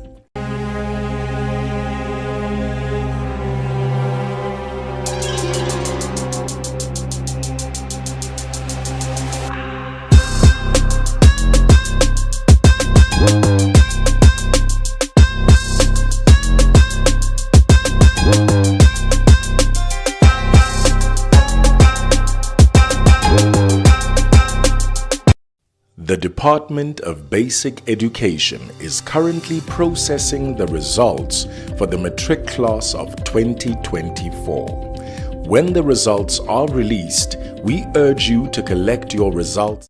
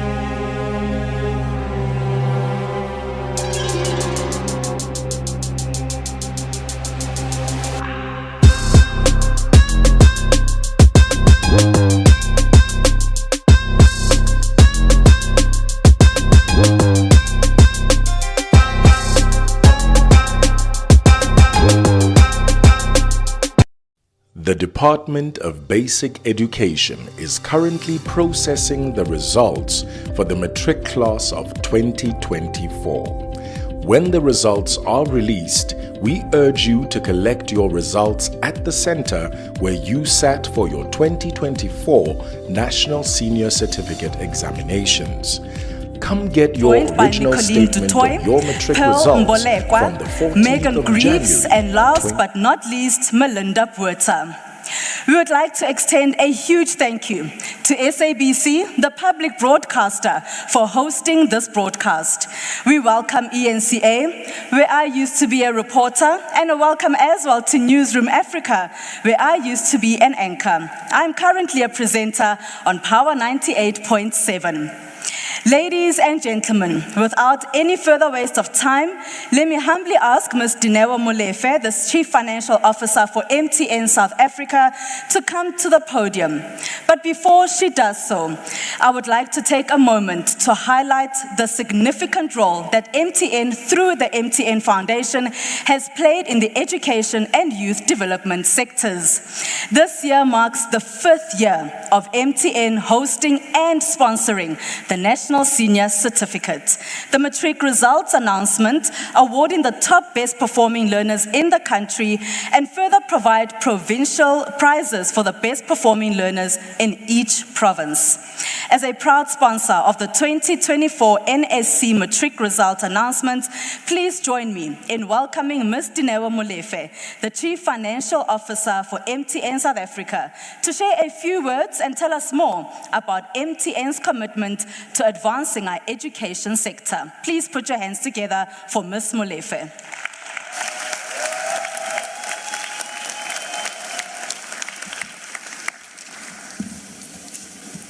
Good evening, ladies and gentlemen. Good evening, Honorable Minister of Basic Education, Director General, Deputy Minister, esteemed members of the Department of Basic Education, parents, educators, and our outstanding top achievers. Good evening, everyone. It is an honor for us as MTN to be part of this momentous occasion. It's an opportunity to join the nation in celebrating excellence, perseverance, and shared vision for a brighter South Africa, for a brighter future for our young people. The Department of Education has been a partner of ours for the past 5 years in hosting this wonderful occasion. Today, we honor the incredible achievements of the matriculants who have passed in 2024, this class of 2024, we recognize not just their academic excellence, but the resilience through which they achieved these results and the determination that has brought them where they are now. Let me first start by extending my heartfelt congratulations to our top 39 learners. You are a source of pride, not only to your families, your parents, and your schools, but also to the nation of South Africa. Your achievements represent the highest standard of dedication and discipline, and they inspire us all to dream bigger and higher. We also acknowledge the invaluable role that educators, parents, society at large, and family members have played in supporting you on this journey. The guidance that they have given have been an encouragement to you and provided you the support that have provided us the foundation that you needed in order to pass. At MTN, education is not just another corporate social responsibility program. It is indeed a flagship initiative that embodies our purpose of creating shared value and advancing the progress of communities that we serve. Education is, according to MTN, a cornerstone of sustainable development for our nation. It provides opportunities for self-reliance in an economic manner, fosters innovation, and strengthens our society and human capital. That is why we have made it a priority to support the improvement of learner performance, teacher experience, and access to quality education for all. Our commitment is built on a belief in the transformative power of education. It is a belief that every learner, regardless of their background or circumstance, should have the opportunity to access the tools, resources, and technology needed to succeed. In this spirit, MTN launched the data-free MTN Online School. It is a digital platform that provides access to quality learning resources for over 320,000 learners across the country. This platform is more than a website. It is a bridge that connects young people to opportunities and levels the playing field for learners, regardless of where they are in the region of the country. We are also proud of initiatives like Connecting Every Child campaign, which ensures that learners are equipped with modern tools to navigate a rapidly changing world. These efforts are part of our broader mission to democratize education through technology, helping to close the digital divide and ensure that no learner is left behind. Our partnership with the Department of Basic Education is a powerful example of collaboration for impact. Over the past 4 years, we have worked closely to support the National Senior Certificate announcements, to celebrate learner achievements, and contribute to the improvement of our education system in South Africa. Together, we are not just recognizing excellence, we are creating a legacy for this country. This partnership reflects our shared vision of empowering our young people with the tools that they need to be successful in the future.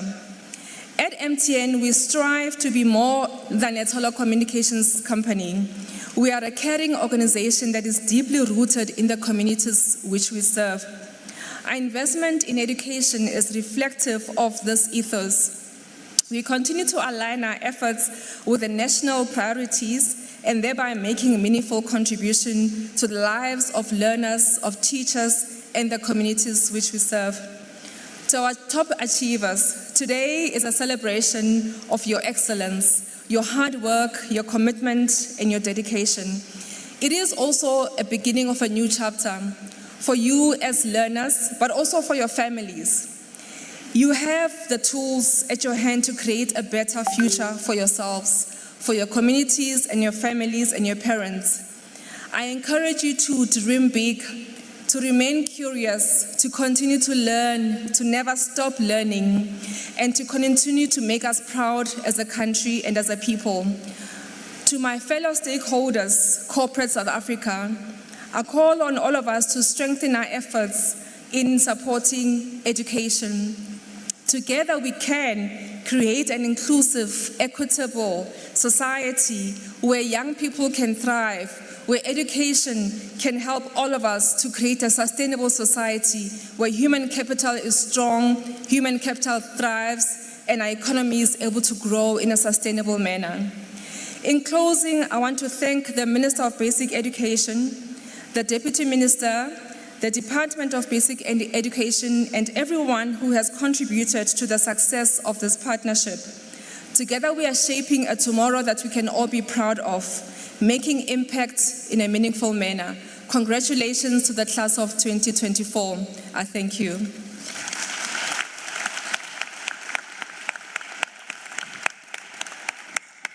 Another round of applause, please, for MTN SA CFO, Ms. Dineo Molefe. Thank you very much, ma'am. Now, let me take this opportunity then to request the Deputy Minister of Basic Education, Dr. Regina Mhaule, to approach the podium to deliver the opening remarks.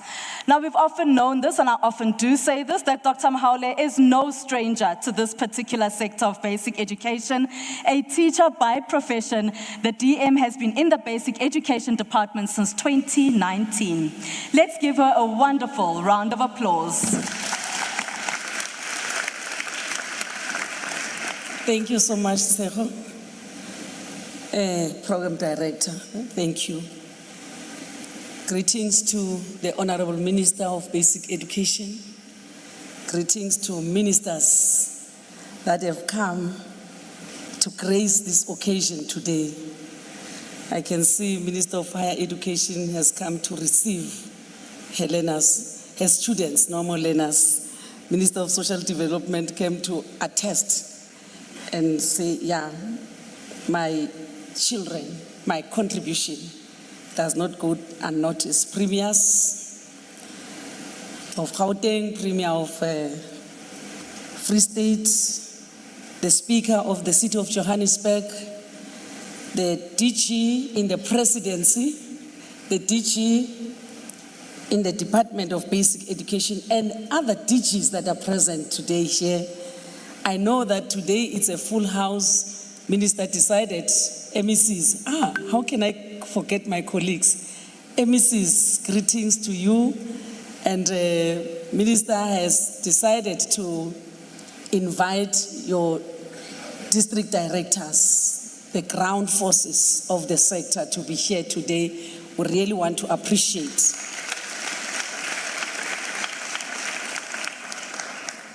So let me start by thanking the CFO of MTN South Africa for welcoming us today here. I wish to welcome again all ministers, deputy ministers, my colleagues.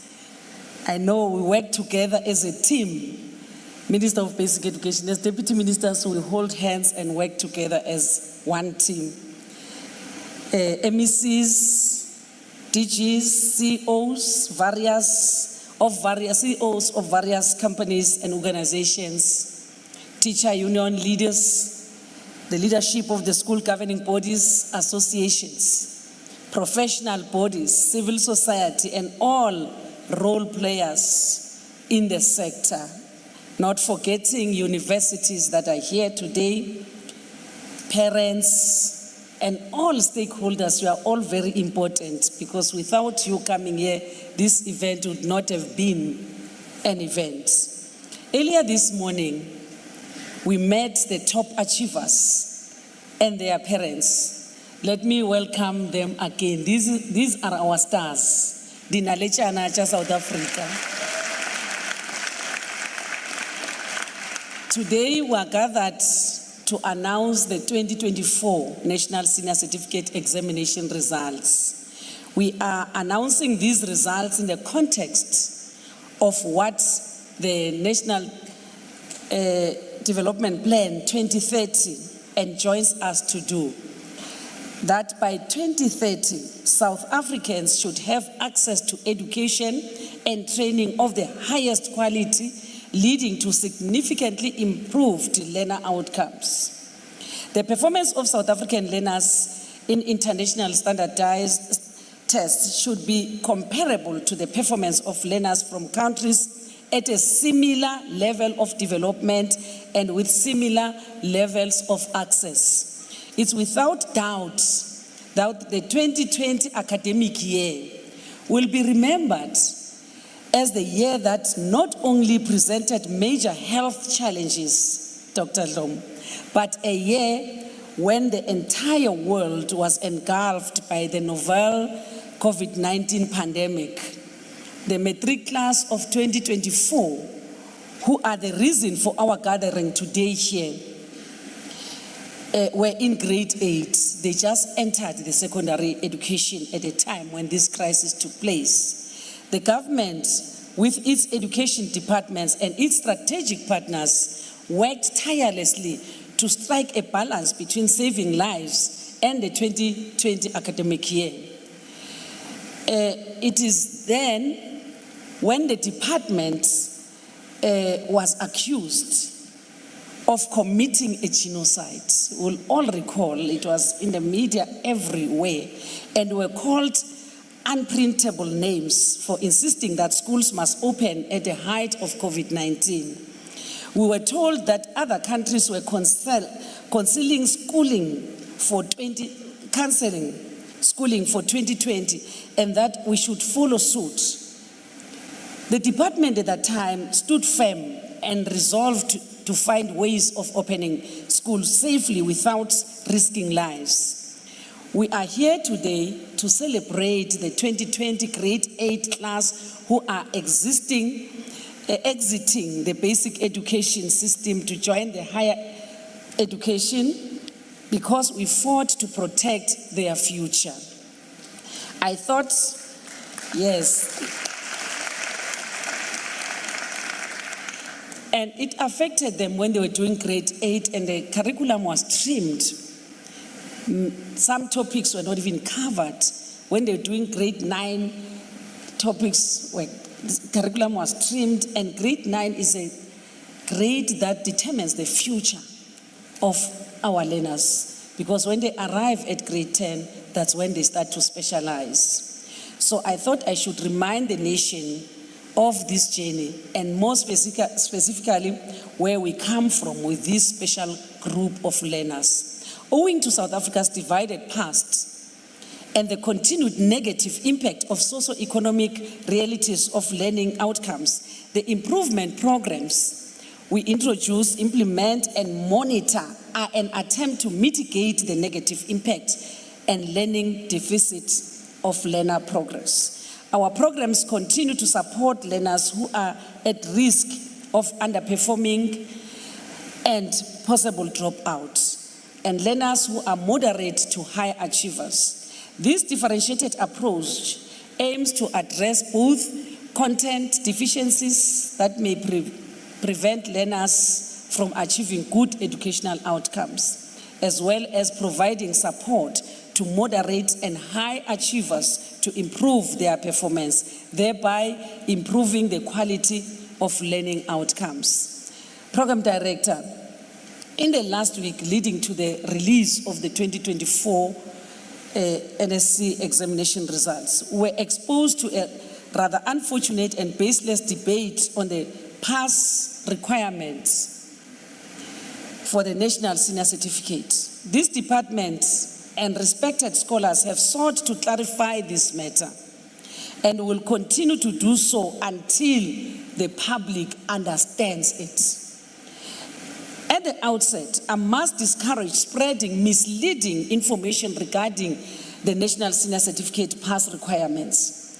In a nutshell, all that needs to be said is that 30%, which people are singing and it became a nice song and some are even joining the song without understanding the notes, is not a pass mark in this country. And it has never been, and it will never be.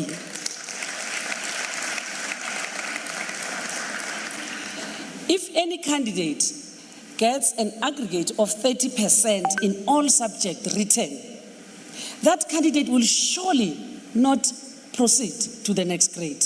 Surely, if that candidate gets 30% aggregate in all subjects, will not proceed. will be regarded as failed.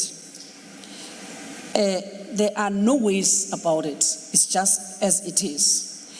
There are myths, fallacies, and misinformation that get peddled year after year, almost by same people on this matter. As the department welcome constructive criticisms and will continue to engage anyone who wants to make a meaningful contribution. The NSC pass rate requirements are as follows. Now I'm teaching the nation. Admission to bachelor studies. I know, Minister, you said you must not say bachelor pass. Admission to bachelor studies. A candidate must obtain at least 40% in his or her home language. And this is compulsory. If you obtain anything less than 40% in your home language, you will not proceed to the next level. Must obtain at least 50% for the candidates for 4 other subjects, excluding life orientation. Must obtain then at least 30% for the language of learning, which is not your mother tongue, it's not your language of teaching, LOLT, of the higher education institution. Must obtain at least 30% for 1 other subject and must pass at least 6 of the 7 subjects. Then you shall have obtained an admission to bachelor pass. Then for admission to diploma studies, a candidate must obtain at least 40% home language. And again, it's compulsory.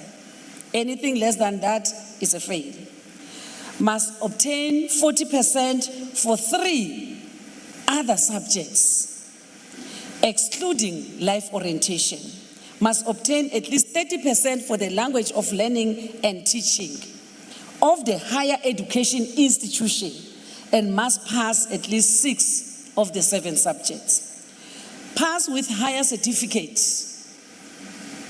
And we're happy to say year after year, Honorable Premier Gauteng, year after year, it is moving. In the past, most passes were on the higher certificate and NSC. But now, most passes are moving from NSC and higher certificate to bachelor and diplomas.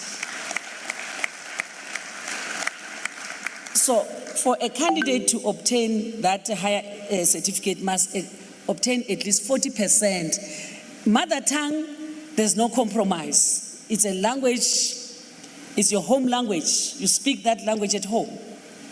And that's why in South Africa, we promote home language teaching. That candidate must obtain 40%, and it's also compulsory, like in all the rest, like I indicated. Obtain at least 30% for the language of learning and teaching of the higher education institution. Must obtain at least 40% of 2 other subjects. Then can obtain 30% for 3 other subjects. Then that, and in all must pass at least 6 of the 7 subjects. And that one will be regarded as having passed with higher certificate. So I thank the class, my class, for listening attentively. I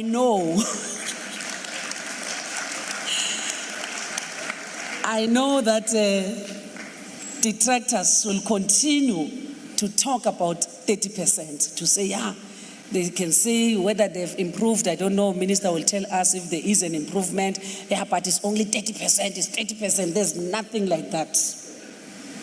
We are proud to have these young ones here who can show that commitment.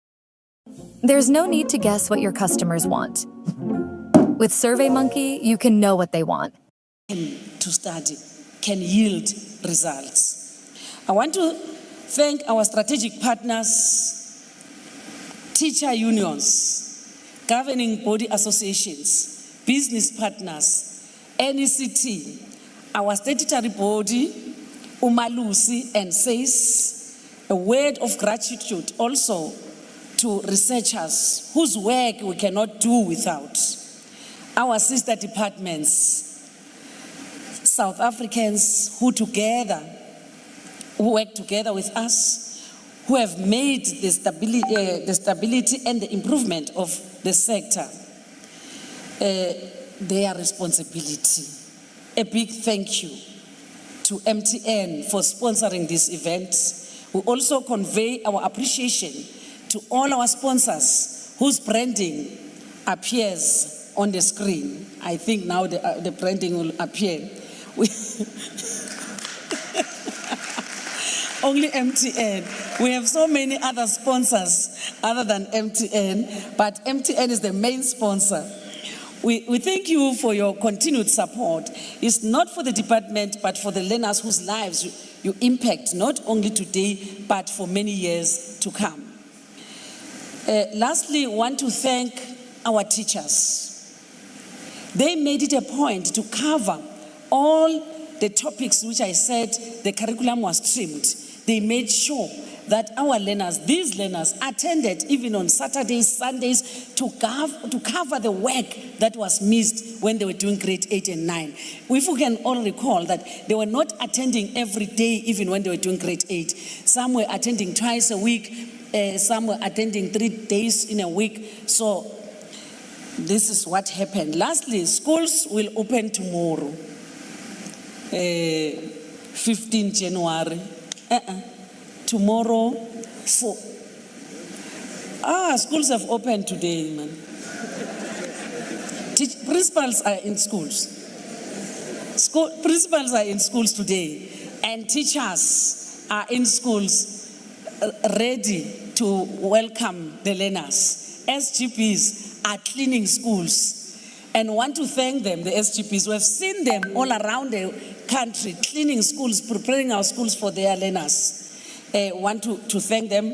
So on the 15th, day after tomorrow, after the MECs shall have announced the results, then schools are opening.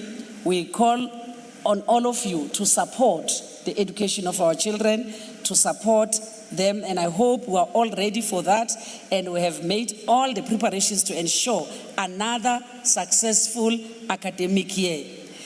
To those learners who may not have made it, it's not the end of the world.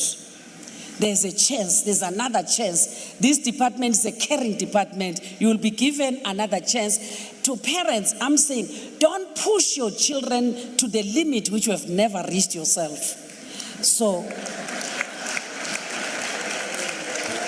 thank you.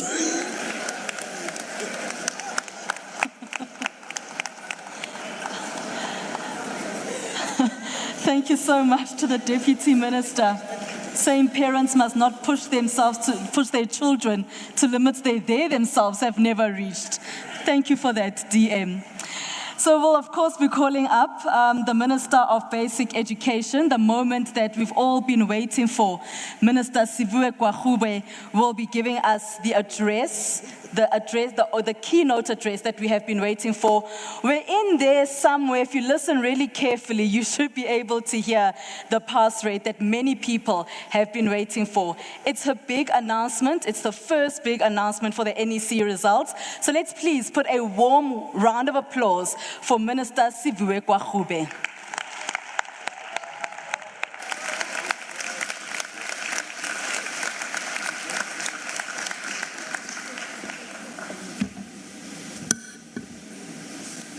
Awareness around foodborne illnesses following several deaths. Thank you very much, Program Director.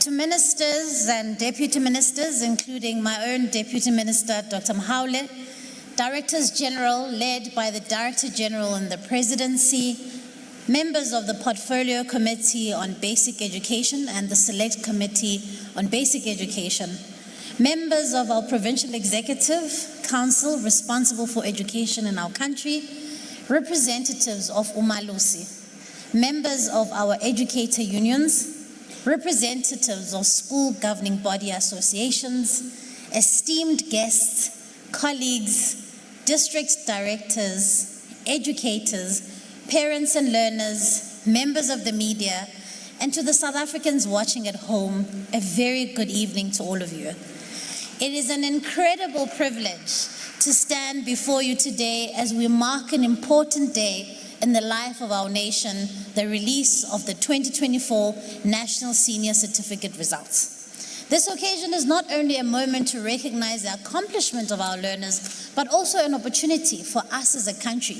to reflect on the health of our basic education system as we start the new academic year. It is a pivotal moment in which we must reflect on the quality of the education outcomes we are achieving and what we need to do to expand access to quality in the schooling system for all our learners. As we are on the eve of the 31st anniversary of South Africa's democratic transition in 1994, we must ask ourselves whether we are giving meaningful expression to the constitutional right of every person to receive basic education. South Africa's journey since 1994 has been one of rebuilding, of reimagining, and recommitting to the ideals of a free, democratic, and prosperous country where every person has an equal chance to build and live a life of dignity. And education has been at the heart of this journey. Sisuka kude singumZantsi Afrika. Sisuka kwixesha lobandlululo apho imfundo ephucukileyo yayingafunyanwa ngabantu abamnyama. Apho urhulumente wobandlululo wayedodobalisa izinga lemfundo yabantu abafana nam nawe. 31 years later, we get to change that. We get to rewrite the story of South Africa's education system and indeed its very future. The right to basic education must be understood in the context of its aim, which is to ensure the full development of our humanity.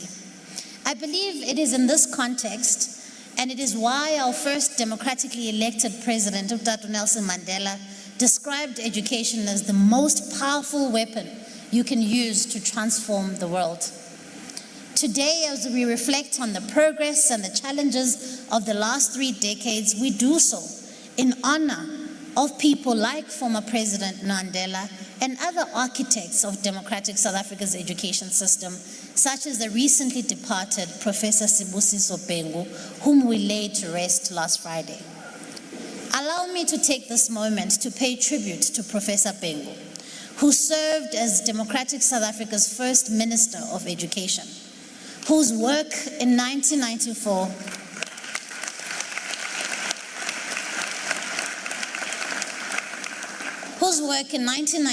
laid the foundation for a new education system that reflects the values enshrined in our Constitution. Professor Bhengu was resolute in his belief that education is not only a right, but a vehicle for reconciliation, redress, and empowerment. We owe him a debt of gratitude for the transformative policies and the laws that were introduced during his tenure, which continue to shape our sector today. It is on his shoulders that I stand, and on those of other ministers who have led this portfolio, including Ministers Kada Asmal, Dr. Naledi Pandor, and Ms. Angie Mochega. Their work has contributed to advancing the principles of access, of redress, of equity, efficiency, quality, and inclusivity in our basic education system. I'm committed to building on these successes and every day so that we can move closer and closer to universal access to quality in our schooling system. Today, while we celebrate the achievements of the class of 2024, we must also reflect on the health of our basic education system. A healthy schooling system is not measured solely by matric results, but a comprehensive set of indicators that reflect its quality and its equity. In the basic education sector, we currently have 13.5 million learners, with over 740,000 of those in independent schools. We have over 460,000 educators who are responsible for educating the next generation of leaders. And to them, we owe a debt of gratitude. I'd like us to give a hand of applause to our educators. We have close to 25,000 schools, 900 circuit offices, 75 education districts, and 9 provincial education departments. From these numbers, we can clearly see that education is a massive undertaking and truly an important function of a democratic government. However, I must say this is not only the work of government. Education is fundamentally a social undertaking, shaping individuals and communities for a better future. And that can never be the task of government alone. It must be a whole of society undertaking, where government, educators, their unions, SGBs, parents, business, civil society work collaboratively to improve the quality of our education outcomes. When society invests collectively in education, it fosters greater equity and inclusivity. By jointly committing our resources and expertise, we can address systemic challenges and ensure all learners reach their full potential. Together, we have the responsibility to create an education system that uplifts individuals, that produces the skills needed to grow the economy, and that strengthens our nation. As a country, we've been largely successful in improving access to basic education. We now have 98% of all children between the ages of 7 and 15 years old enrolled in schools. This gives us a near universal attendance rate for all learners in grade 1 to 9. However, with grade R becoming part compulsory of school attendance with effect from this school year, more work needs to be done urgently to ensure that we expand access to basic education from grade R. This is no small feat and will require significant planning and investment and a renewed commitment to the well-being of our children. While good progress has been made in expanding education access, we must now turn our attention to improving the quality of the education that our learners receive.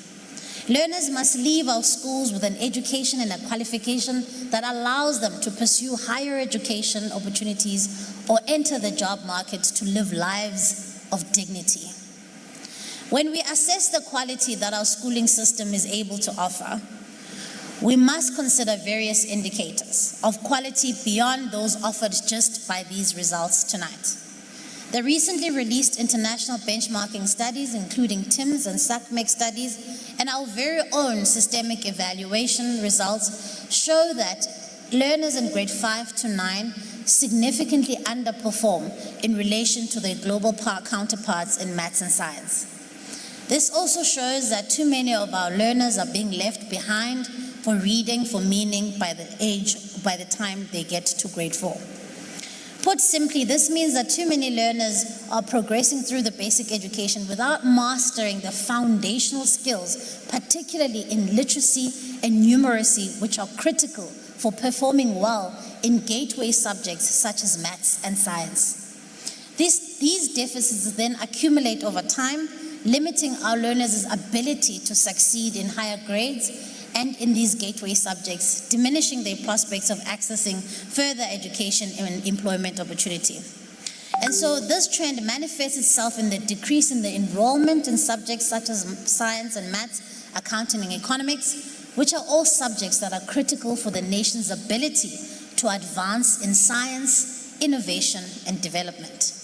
And so, colleagues and guests, in response to these trends, the Department of Basic Education and I will embark on an urgent strategic reorientation of the system towards strengthening foundational learning.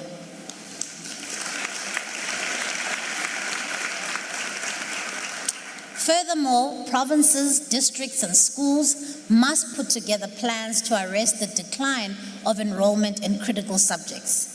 The systemic interventions that we will undertake in this regard include expanding access to quality early child development for learners before they enter the basic education system, improving the quality of teaching and learning in the foundation phase. I believe that this strategic reorientation towards ECD and foundation phase will improve the quality of learning outcomes and will be able to see it throughout the system. doing so, we can expect to see more learners moving through our schooling with greater confidence to take on and to succeed in subjects that set them on the path of personal and professional success. I would now like to come to the business of the day. You've been waiting patiently, but these things are important. The National Senior Certificate results of the class of 2024. Ladies and gentlemen, in 2013, we saw approximately 1.2 million learners start grade 1. Of these learners, approximately 740,000 enrolled as full-time candidates in grade 12 in 2024. Now, as the DM pointed out, I too must give a small lesson here.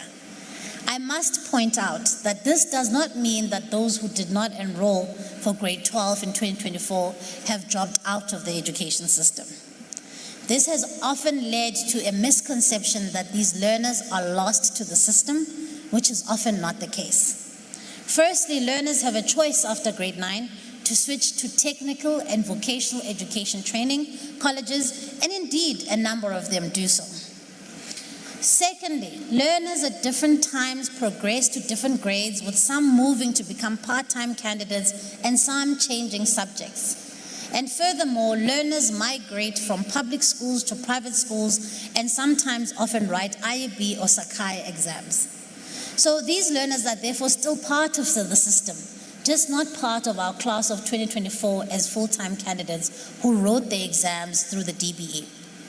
We cannot therefore classify all of those learners who entered the schooling system in 2013 but who did not enroll in 2024 as having dropped out.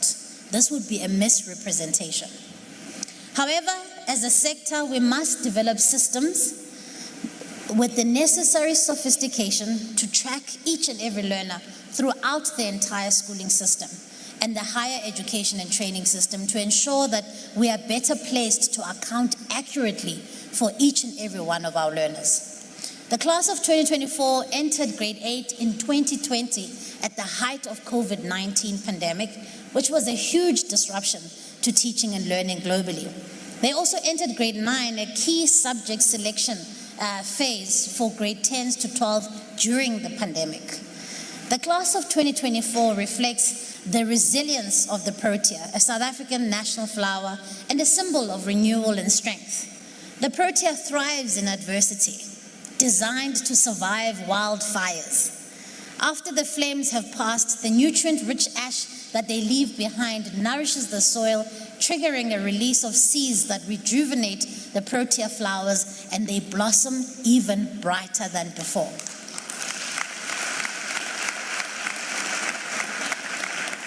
And so similarly, the Matric class of 2024 has faced immense challenges, that from COVID-19 that disrupted their learning, to the evolving budget pressures being felt by various provincial departments and schools, to social ills such as violence, gangsterism, and this new trend of protection fee rackets terrorizing our schools. Despite these challenges, we have seen the highest rate of learners enrolled for grade 12 in 2024 writing the NSC exams since the start of COVID-19. Siyaziqenya ngeklasi ka-2024 basebenzile ebunzimeni. Approximately 97% of learners who enrolled in grade 12 in 2024 ultimately wrote the NSC in this year. Like the protea, the class of 2024 seems to have drawn strength from adversity, emerging more determined and ready to flourish, proving that from the harshest conditions, greatness can bloom. We have also seen that the level of confidence amongst grade 12 learners to sit for and complete exams has increased at higher levels as a result of having covered the curriculum on time by our educators.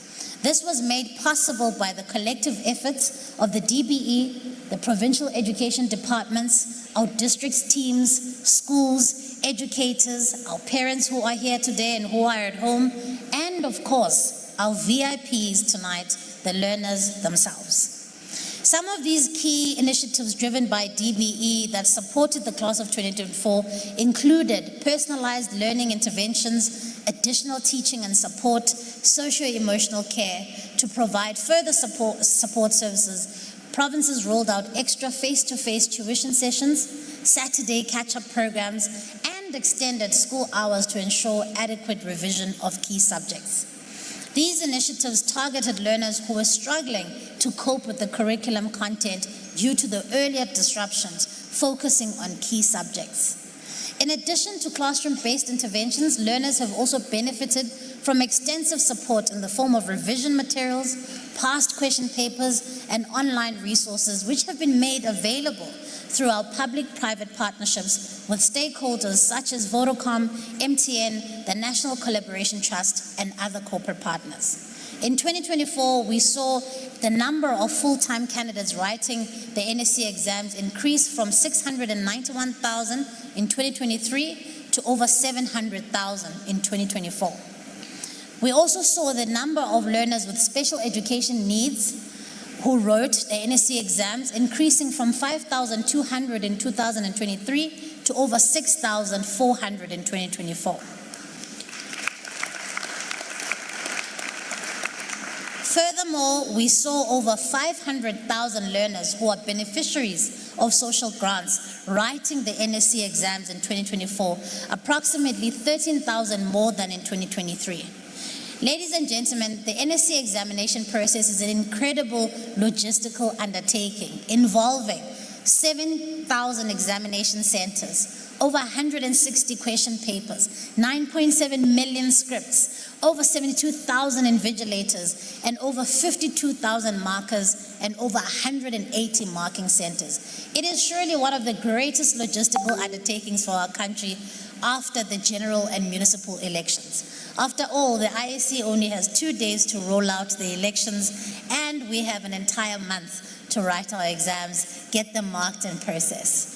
I would like to take this opportunity to express my sincere and heartfelt thanks to each and every departmental official, every educator, invigilator, and marker who contributed countless hours to make the 2024 NSC examination process a success and who worked tirelessly to protect the integrity of this process.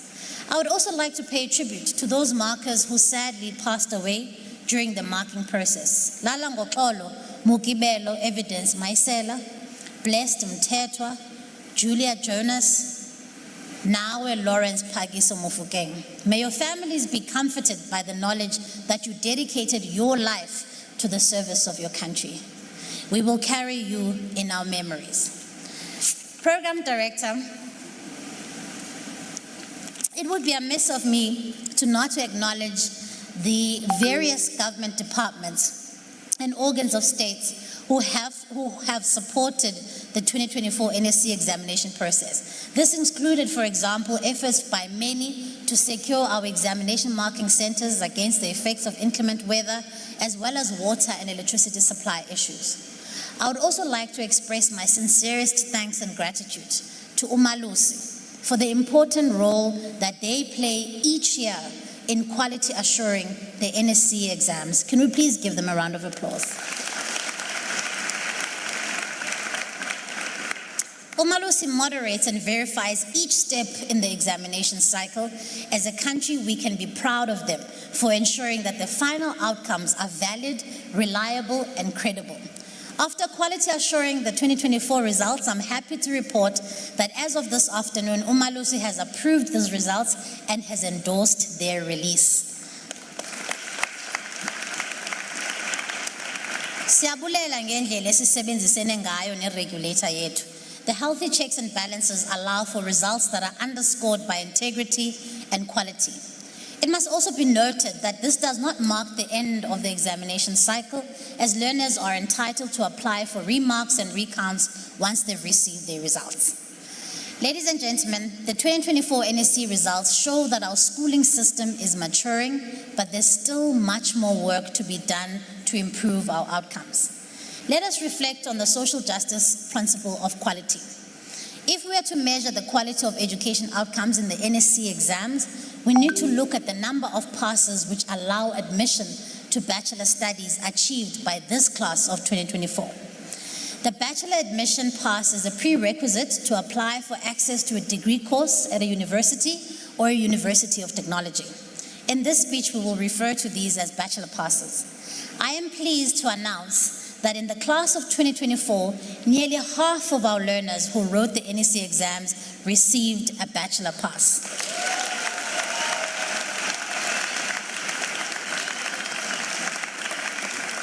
47.8% of our candidates qualified for admission to Bachelor Studies, which is a significant improvement from last year's 40% and represents the highest number of Bachelor Passes in recent history. This is a 6.9% increase from last year.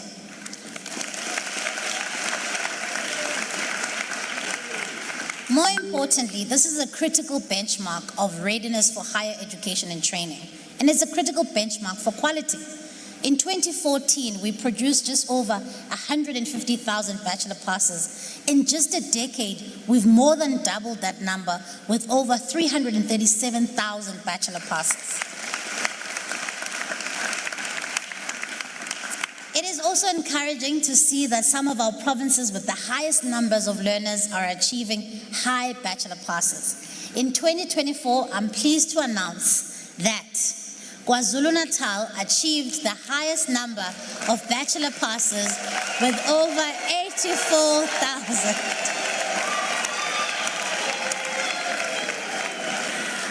KwaZulu-Natal received 84,000 Bachelor Passes.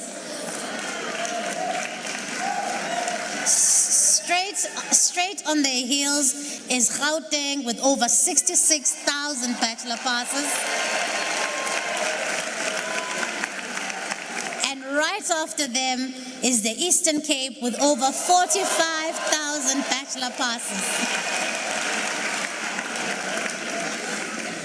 I'm also incredibly encouraged by the fact that approximately 67% of our Bachelor Passes achieved in 2024 come from quintile 1 to 3 schools, which are typically our poorest communities. This percentage represents a massive increase from 2023. And colleagues, this means that our poorer communities are producing more and more candidates who can become doctors, who can become engineers, who can become accountants, and who can change the lot of their lives and their families. And this is the power of education to transform lives and uplift families from poverty that Utatu Mandela was talking about. There appears to be a noticeable link between Access Minister of Social Development, you are here tonight.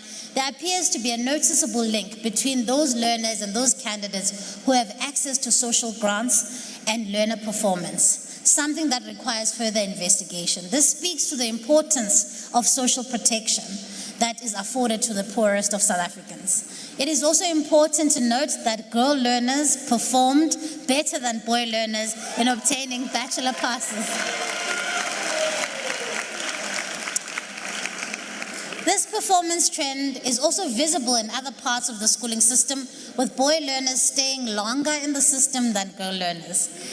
While we are succeeding in reducing the historical challenge faced by the girl child in obtaining an education, our interventions do need to be strengthened and broadened so that we do not leave the boy child behind.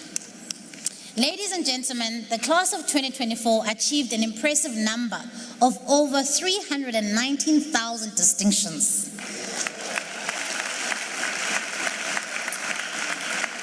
This represents a massive increase from last year, and some of these increases were seen in key subjects, including maths. I'm also pleased to report, and congratulations to all the MECs, I'm also pleased to report that every province has increased the number of distinctions received in 2023. KwaZulu-Natal was once more top performing province in terms of percentage of candidates obtaining distinctions.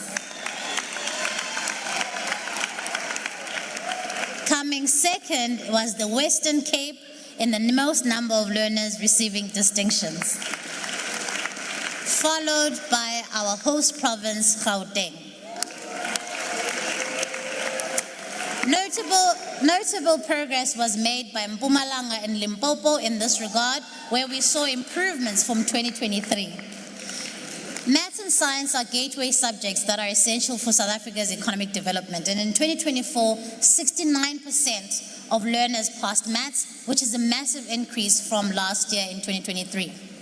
However, physical sciences, whilst 75% of learners have passed, has seen a slight decrease from the last year. And so while the number and percentage of learners achieving distinctions in maths has increased in 2024 from 2023, the number and percentage of learners receiving distinctions in physical sciences has dropped. The improvement in performance in maths is encouraging. However, the decreasing participation rates in these key subjects and the decrease in performance in physical science highlights an urgent need to improve foundational literacy and numeracy to ensure that our schooling system produces learners who are confident enough and capable enough to choose and excel in maths and science throughout their schooling career. Ladies and gentlemen, I'm also pleased to note that in 2024, we saw more of our high schools achieving a pass rate in the NSC exams that between 80% and 100%. Last year, the number of high schools achieving this was approximately 4,400, and this year, 5,300 of our schools are in the 80 to 100% benchmark. And this is significant because this represents 78% of our high schools, which are achieving between 80 and 100% pass mark. It is also important to note that the number of underperforming schools has decreased. This is thanks to intensified interventions undertaken by the DBE, by the provincial education departments, and their district teams to support schools in distress.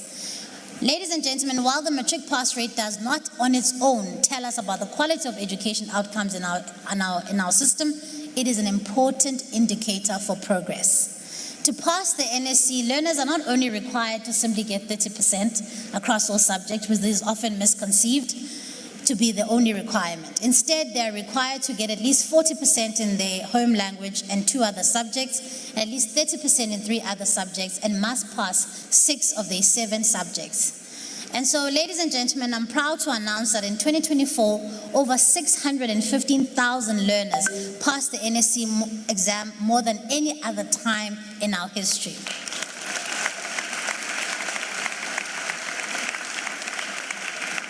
And here's the big one, perhaps you've been waiting for the whole night. South Africa's national pass rate for the 2024 National Senior Certificate has therefore increased from 82.9% in 2023 to 87.3% in 2024.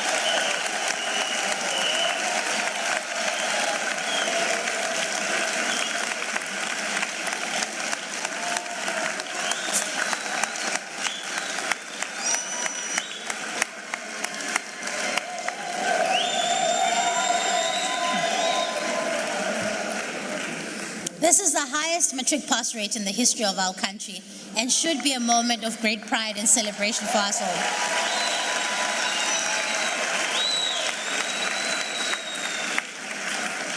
When we consider the number of learners that progressed from grade 10 to 12 and we have achieved a throughput rate of 63%.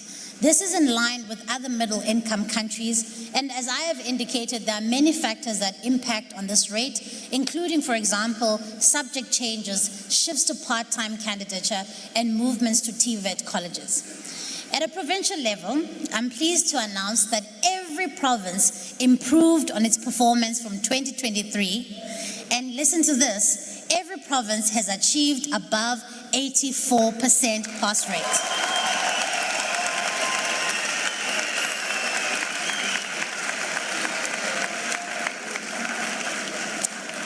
The Free State is the best performing province, increasing its pass rate from 89% to 91%.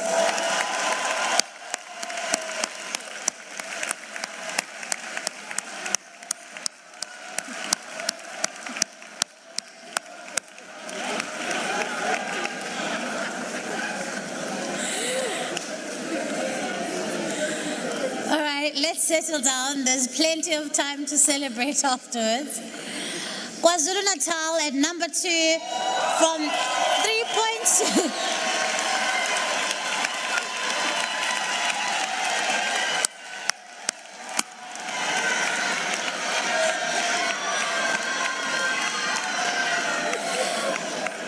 All right, KwaZulu-Natal has obtained 89.5% Matric pass rates. Number 3 is Gauteng with 85. Sorry, wait. You see, you're disturbing me. Number 3 is Gauteng. It has increased from its pass rate of last year of 85.4% to 88.4% in 2024. And the Northwest comes in at number 4 and has obtained 87.5% of their pass rates.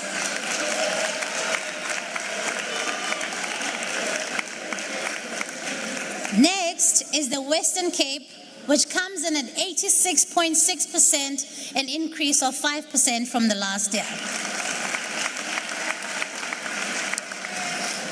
The following 3 provinces have all received a rounded off pass rate of 85%. However, they are ranked according to the highest raw percentage points achieved. Limpopo comes at number 6, which is a 5% increase, sitting at 85.1%. Mpumalanga comes in at number 7, an increase of 8%, taking them to 84.9%.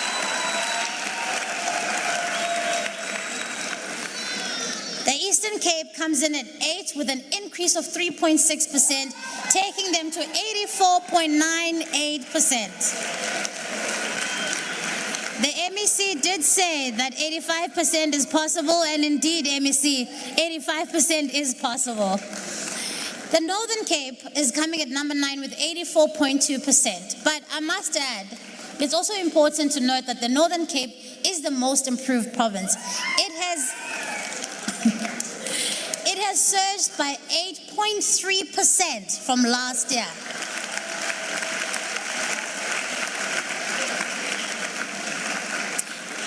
No-fee schools improved their pass rate from 81% last year to 85.8% in 2024. This, too, guests and colleagues and ladies and gentlemen, is another sign that our schooling system is maturing. Our education districts have also made us very proud, and that's why we've got our district directors here in the room today, by improving on their performance from last year. Johannesburg West is the top performing education district with the pass rates.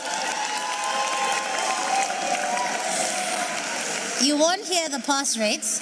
Johannesburg West has received 97% pass rates.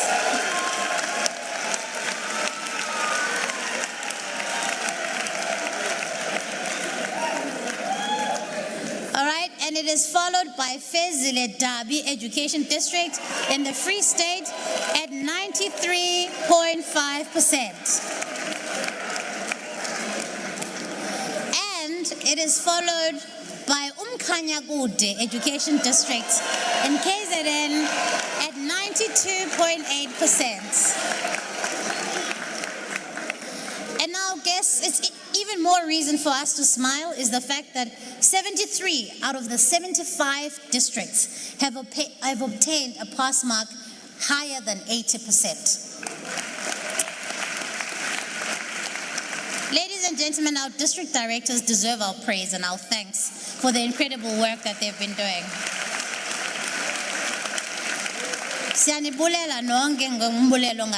You've played and continue to play a critical role in driving excellence in your respective districts. I must also single out the DG who's behind me, who has visited every single one of these districts to make sure that he's given them the support that they need. Mr. Mweli, your incredible efforts, sir, have not gone unnoticed. This indicates that our education system as a whole is moving in the right direction.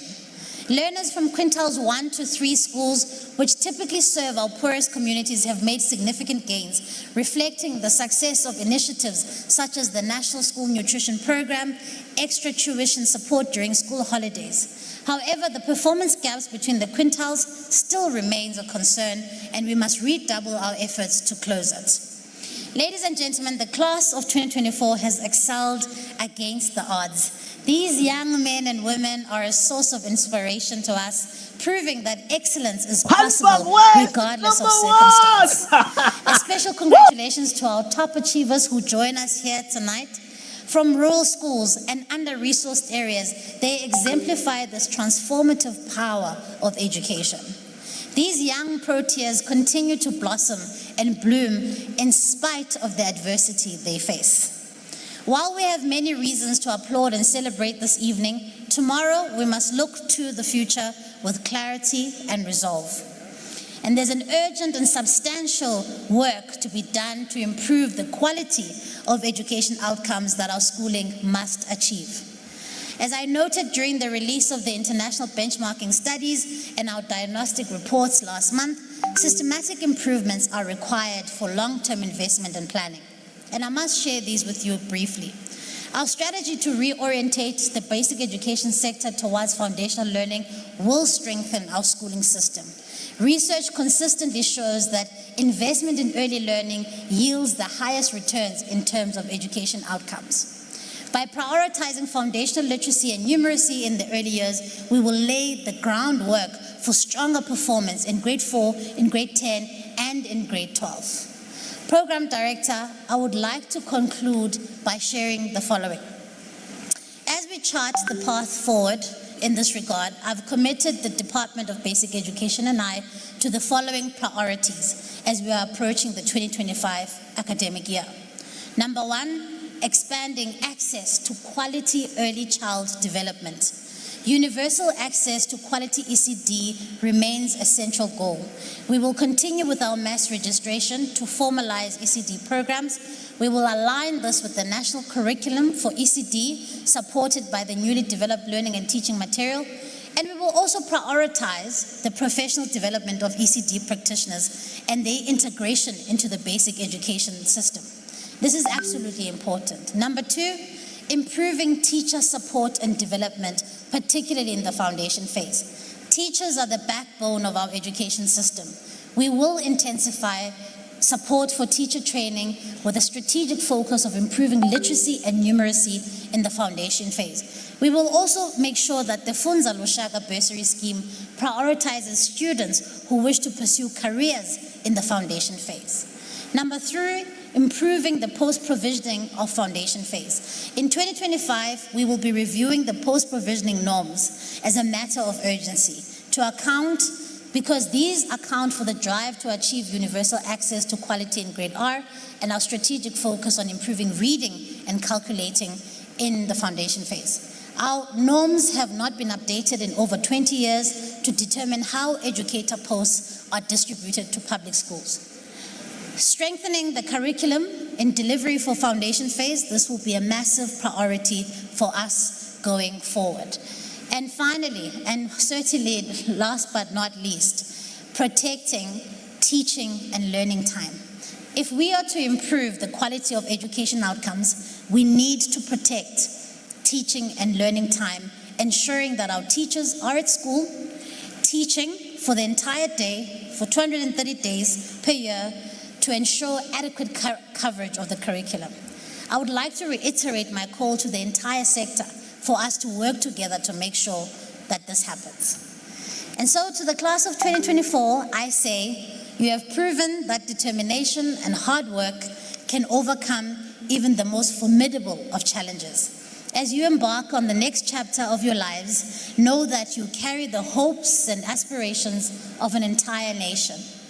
To the basic education sector, including all our partners, I say, as we celebrate the achievements of the class of 2024, let us remember that the successes of our education system is not measured solely by statistics, but by the lives that have been transformed, the barriers that have been broken, and the futures that have been unlocked. To the people of South Africa, I say, let us recommit ourselves to working together to build a schooling system that leaves no learner behind and ensures that every child in South Africa has the opportunity to reach their full potential. I thank you.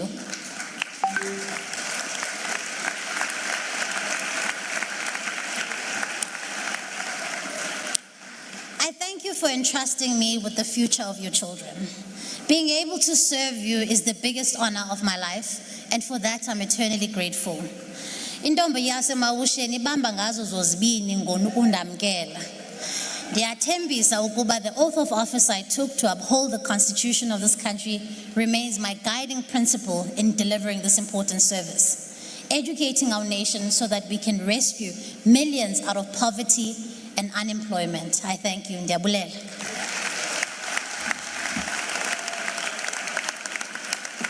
Government has taken steps to raise awareness around foodborne illnesses following several deaths, mostly of children of school-going age.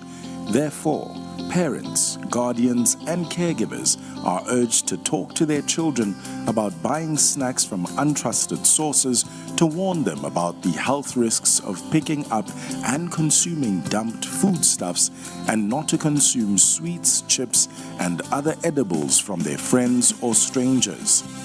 It is imperative that children are educated about not buying foodstuffs from any local spaza shops without a trusted adult's awareness. Children must also be educated about reporting any strange items that they may find in their foodstuffs. School communities are also urged to prioritize the safety of children as they make their way to and from school. During their breaks, schools are urged to be on the lookout for people who are selling items in and around school premises. One death is one too many. As a result, let's all work together to protect our children. And where possible, pack a lunchbox for your children yourself and urge them to avoid consuming potentially dangerous food items. Applause, please, for our Minister of Basic Education, Sibue Gwachube. So we've heard the pass rate. We are seeing the learners in their beautiful uniforms seated on the stage. I think it's time for the awards. How's about that? Let's see which province has really outshone the other, beyond what the minister has already said. All right, so we'll start then with our award and prize-giving ceremony. For quintile 1, in 3rd place, we've got Mandla Mthethwa School of Excellence, and that 3rd place goes to Gift Mlambo.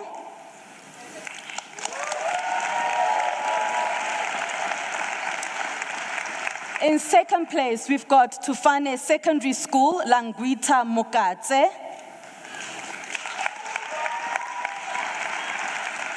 And in 1st place, we've got Limpopo from Fatuwani Secondary, Patucheto Muzanani.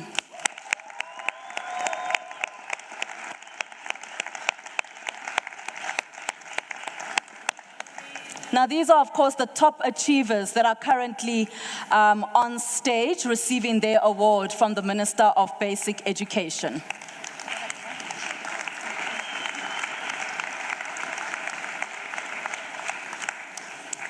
In mathematics, in 3rd place, we've got Limpopo with Sintumulele Secondary. And that goes to Buhlale Makura. In Mpumalanga, there is a 2nd place, Mayflower Secondary School. That goes to Sbonisa Matebula. And in Limpopo, our 1st place goes to Limpopo with Mbilwi Secondary School, Wangoho Mudau.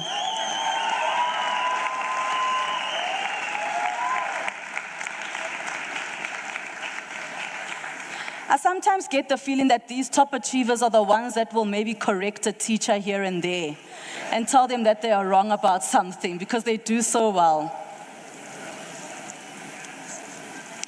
Another round of applause, please. For quintile 2, we are looking at the 3rd place, Eastern Cape, Tutanda Mese from Senior Secondary School. And that goes to Kwazi Sicheke.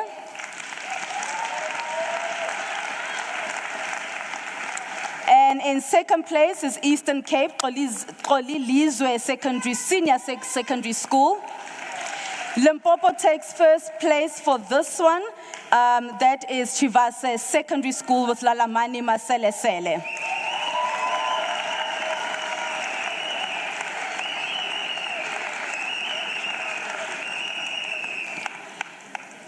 The next award is for technical maths. In third place, we've got Letulwazi Comprehensive School, Ronewa Nechitabadulu. Second place is KZN with Enanda Newtown Comprehensive, Olwethu Ntombela. In first place, it is the Gauteng province with Chipa Tabane Secondary School, goes to Stephen Lukele. This is, of course, for technical maths in quintile 2. These are, of course, learners that have been to school every day, something that the DG often encourages, that learners go to school every day and that they do their homework, of course, as well. So really great to see the hard work that they've put in. In quintile 3, in third place, we've got Mpanama Secondary School from Mpumalanga, Gugu Limbombo. Second place, Zimisele Secondary School, Msawenkosi Butelezi from Gauteng. In first place, Zimele Secondary, Sbusiso Butelezi from KwaZulu-Natal.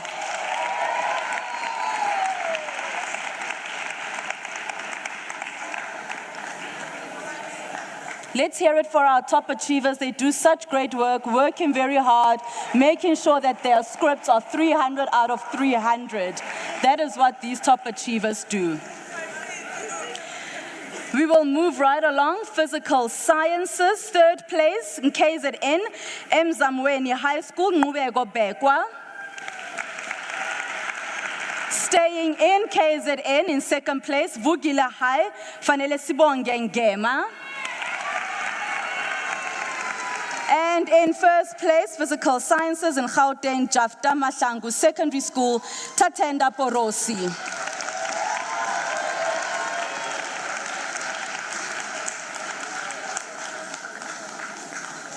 These are learners that could probably actually teach the subject that they've done so well in.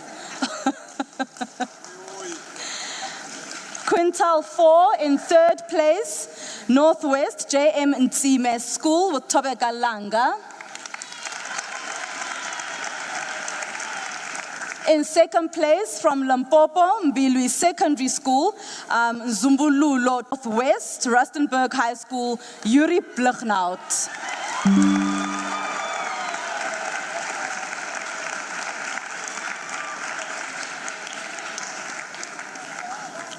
We will move on to the technical science. A very excited Yuri Blechnaut. And a very tall Yuri Blechnaut. Let's move on to technical science. Third place goes to Mpumalanga, Alphaeus D. Nkosi Secondary School. The learner there is Siyabonga Hlatshwayo. In second place, Liolo High in Limpopo, Tabang Ritsuri. And in first place, Gauteng, Chiba Tabane Secondary School, Stephen Lukele.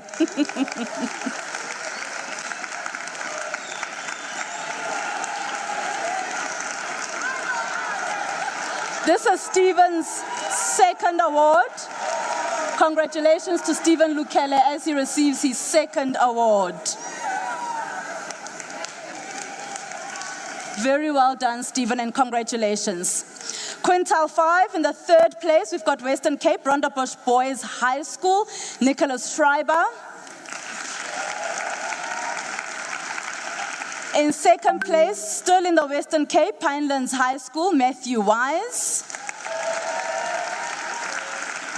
And staying at Pinelands High School in the Western Cape, Ryan Ibrahim is in the first place.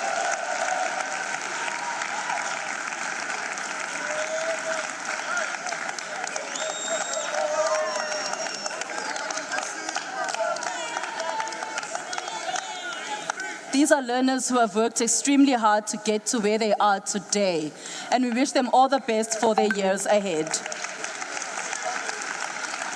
All right, you ready for the next one? South African Sign Language in third place, Gauteng, Philadelphia, Simpiwe Sombane. In second place, we are in the Western Cape with De La Bat School, Johan Robenheimer. And in first place, KwaZulu-Natal taking this one, Kwatintwa School for the Deaf, Nolutando Mthembu.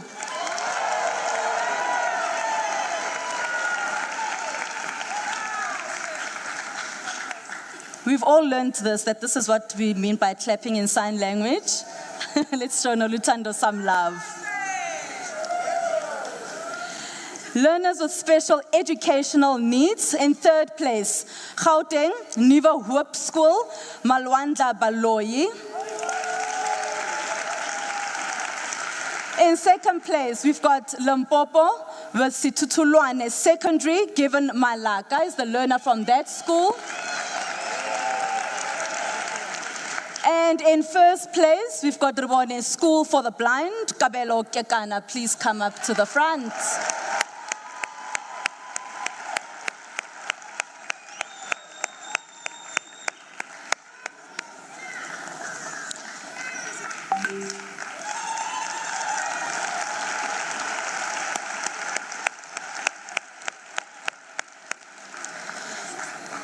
Now for 2024, ladies and gentlemen, something special was added to the category of awards. It is the Minister's Special Award, and this goes to learners who, as the Minister has said, the class of 2024 has really gone through some really difficult and challenging times. But this also goes to learners who have gone through some really adverse times as well, going through challenges after challenges after challenges, and these are the learners that then receive this particular award. We'll go to the Eastern Cape. Snethemba Gangata from Nunga Secondary School is the first winner of this particular award.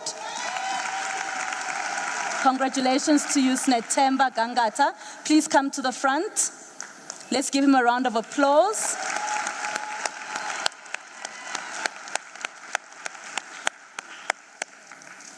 Now, Snethemba went through some really difficult challenges, and I'm sure we'll be able to share that at a later stage, and that's why he receives this particular award. And in Gauteng, Lesedi Secondary School, the learner there is Kagiso Tele, also going through some difficult challenges, receiving the Minister's Award.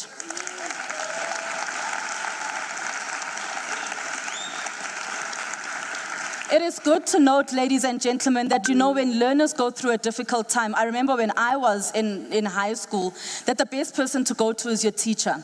And teachers have really become such a warm space for learners. So even with these learners, no matter the difficulties that they went to, they were able to go to their teachers, and the schooling community really supporting them.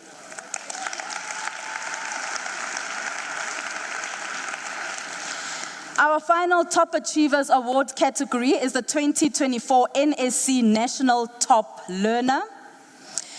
In KZN, congratulations to KZN, John Wesley Kosi Bay Private, it's an independent schools, Owethu Shangase.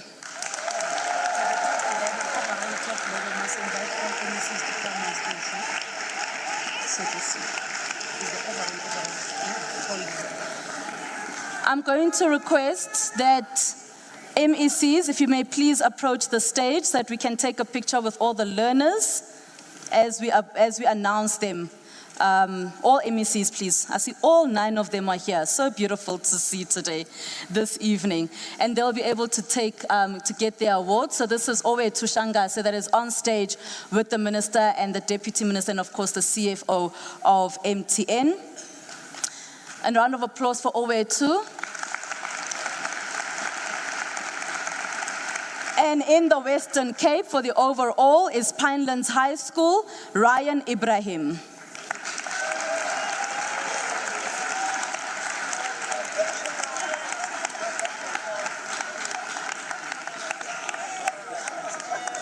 MECs, please approach the stage and we can take this photograph with all the two learners. These are the overall learners for the NEC National Awards 2024.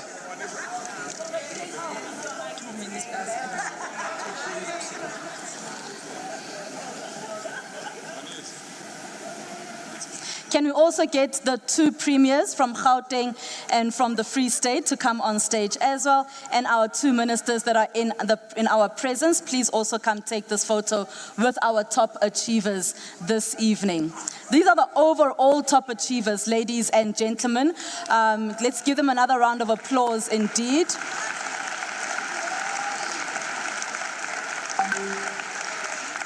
We, of course, have got Owe Tushangase, who's on stage, together with Ryan Ibrahim, the overall top learners. And we'll just take a quick photo, of course, with them on stage, with the minister, the deputy minister, and the CFO of MTN South Africa. And, you know, as I said, these are learners that are probably giving the teachers the answers, telling them that they might be incorrect here and there with certain marks and certain answers. The top achievers that are on stage at the moment. We will take the picture shortly, but before we do so, ladies and gentlemen, let me say thank you so much. That brings us to the end of our awards ceremony, but I would like indeed for the MECs to please approach the stage. Come closer, please, MECs, to the two premiers and their ministers that are joining us this evening.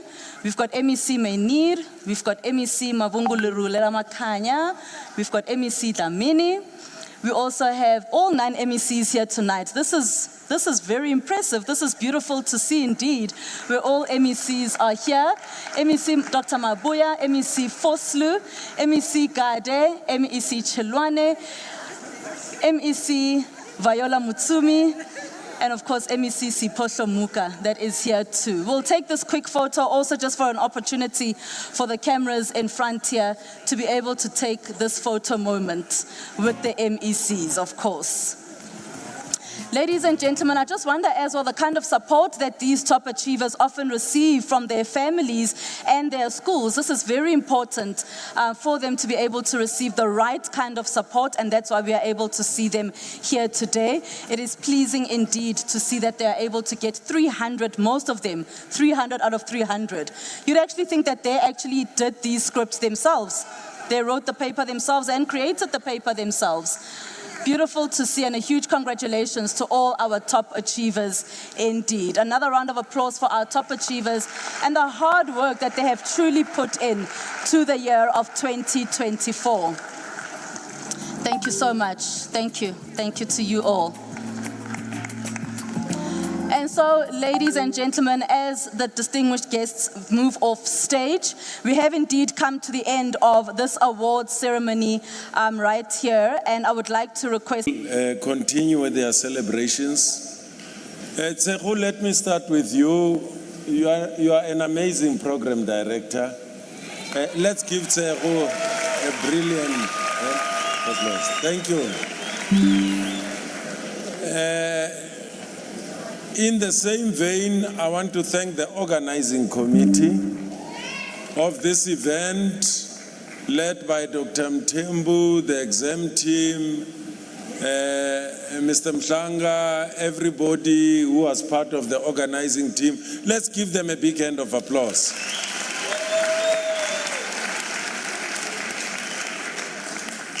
I want to convey our greatest appreciation and thanks to our sponsors, partners. I'm not going to single them out. The list is very long, and I've been reliably informed that this creme de la creme, the cream of the crop, the class of 2024, they can't get, if you get, you can't buy. They've been given goodies, and those goodies exceed 100,000 rands. And part of these goodies is to make sure that they go to university, they go to school. Let's give our sponsors and our partners a big hand of applause.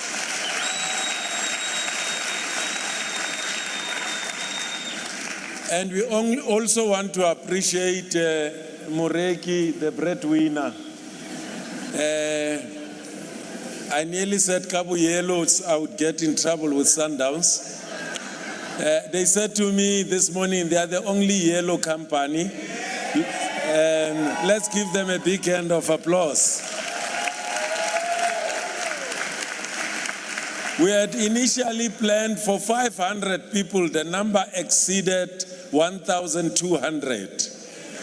And my quick calculation, casting my eyes across the room, is probably around 1,200, 1,500. Let's give MTN a big hand of applause. Thank you for investing in education. And the last but not least, and maybe before, saying last but not least, I want to also convey our greatest appreciation and thanks to all our stakeholders, social partners, broader civil society, parents, officials of the department, leaders in our civil society, whether it is the clergy group, and all our entities that are here who are doing excellent work, the CEOs, sister departments. Government delivers as a cluster, not as individual department. This is the work of government, not DBE. Let's give government a big hand of applause. I also want to acknowledge the Deputy Minister, who's our sounding board all the time, our Minister who's been amazing in providing strategic direction in the department, and you've seen how eloquent she's even giving direction for 2025. And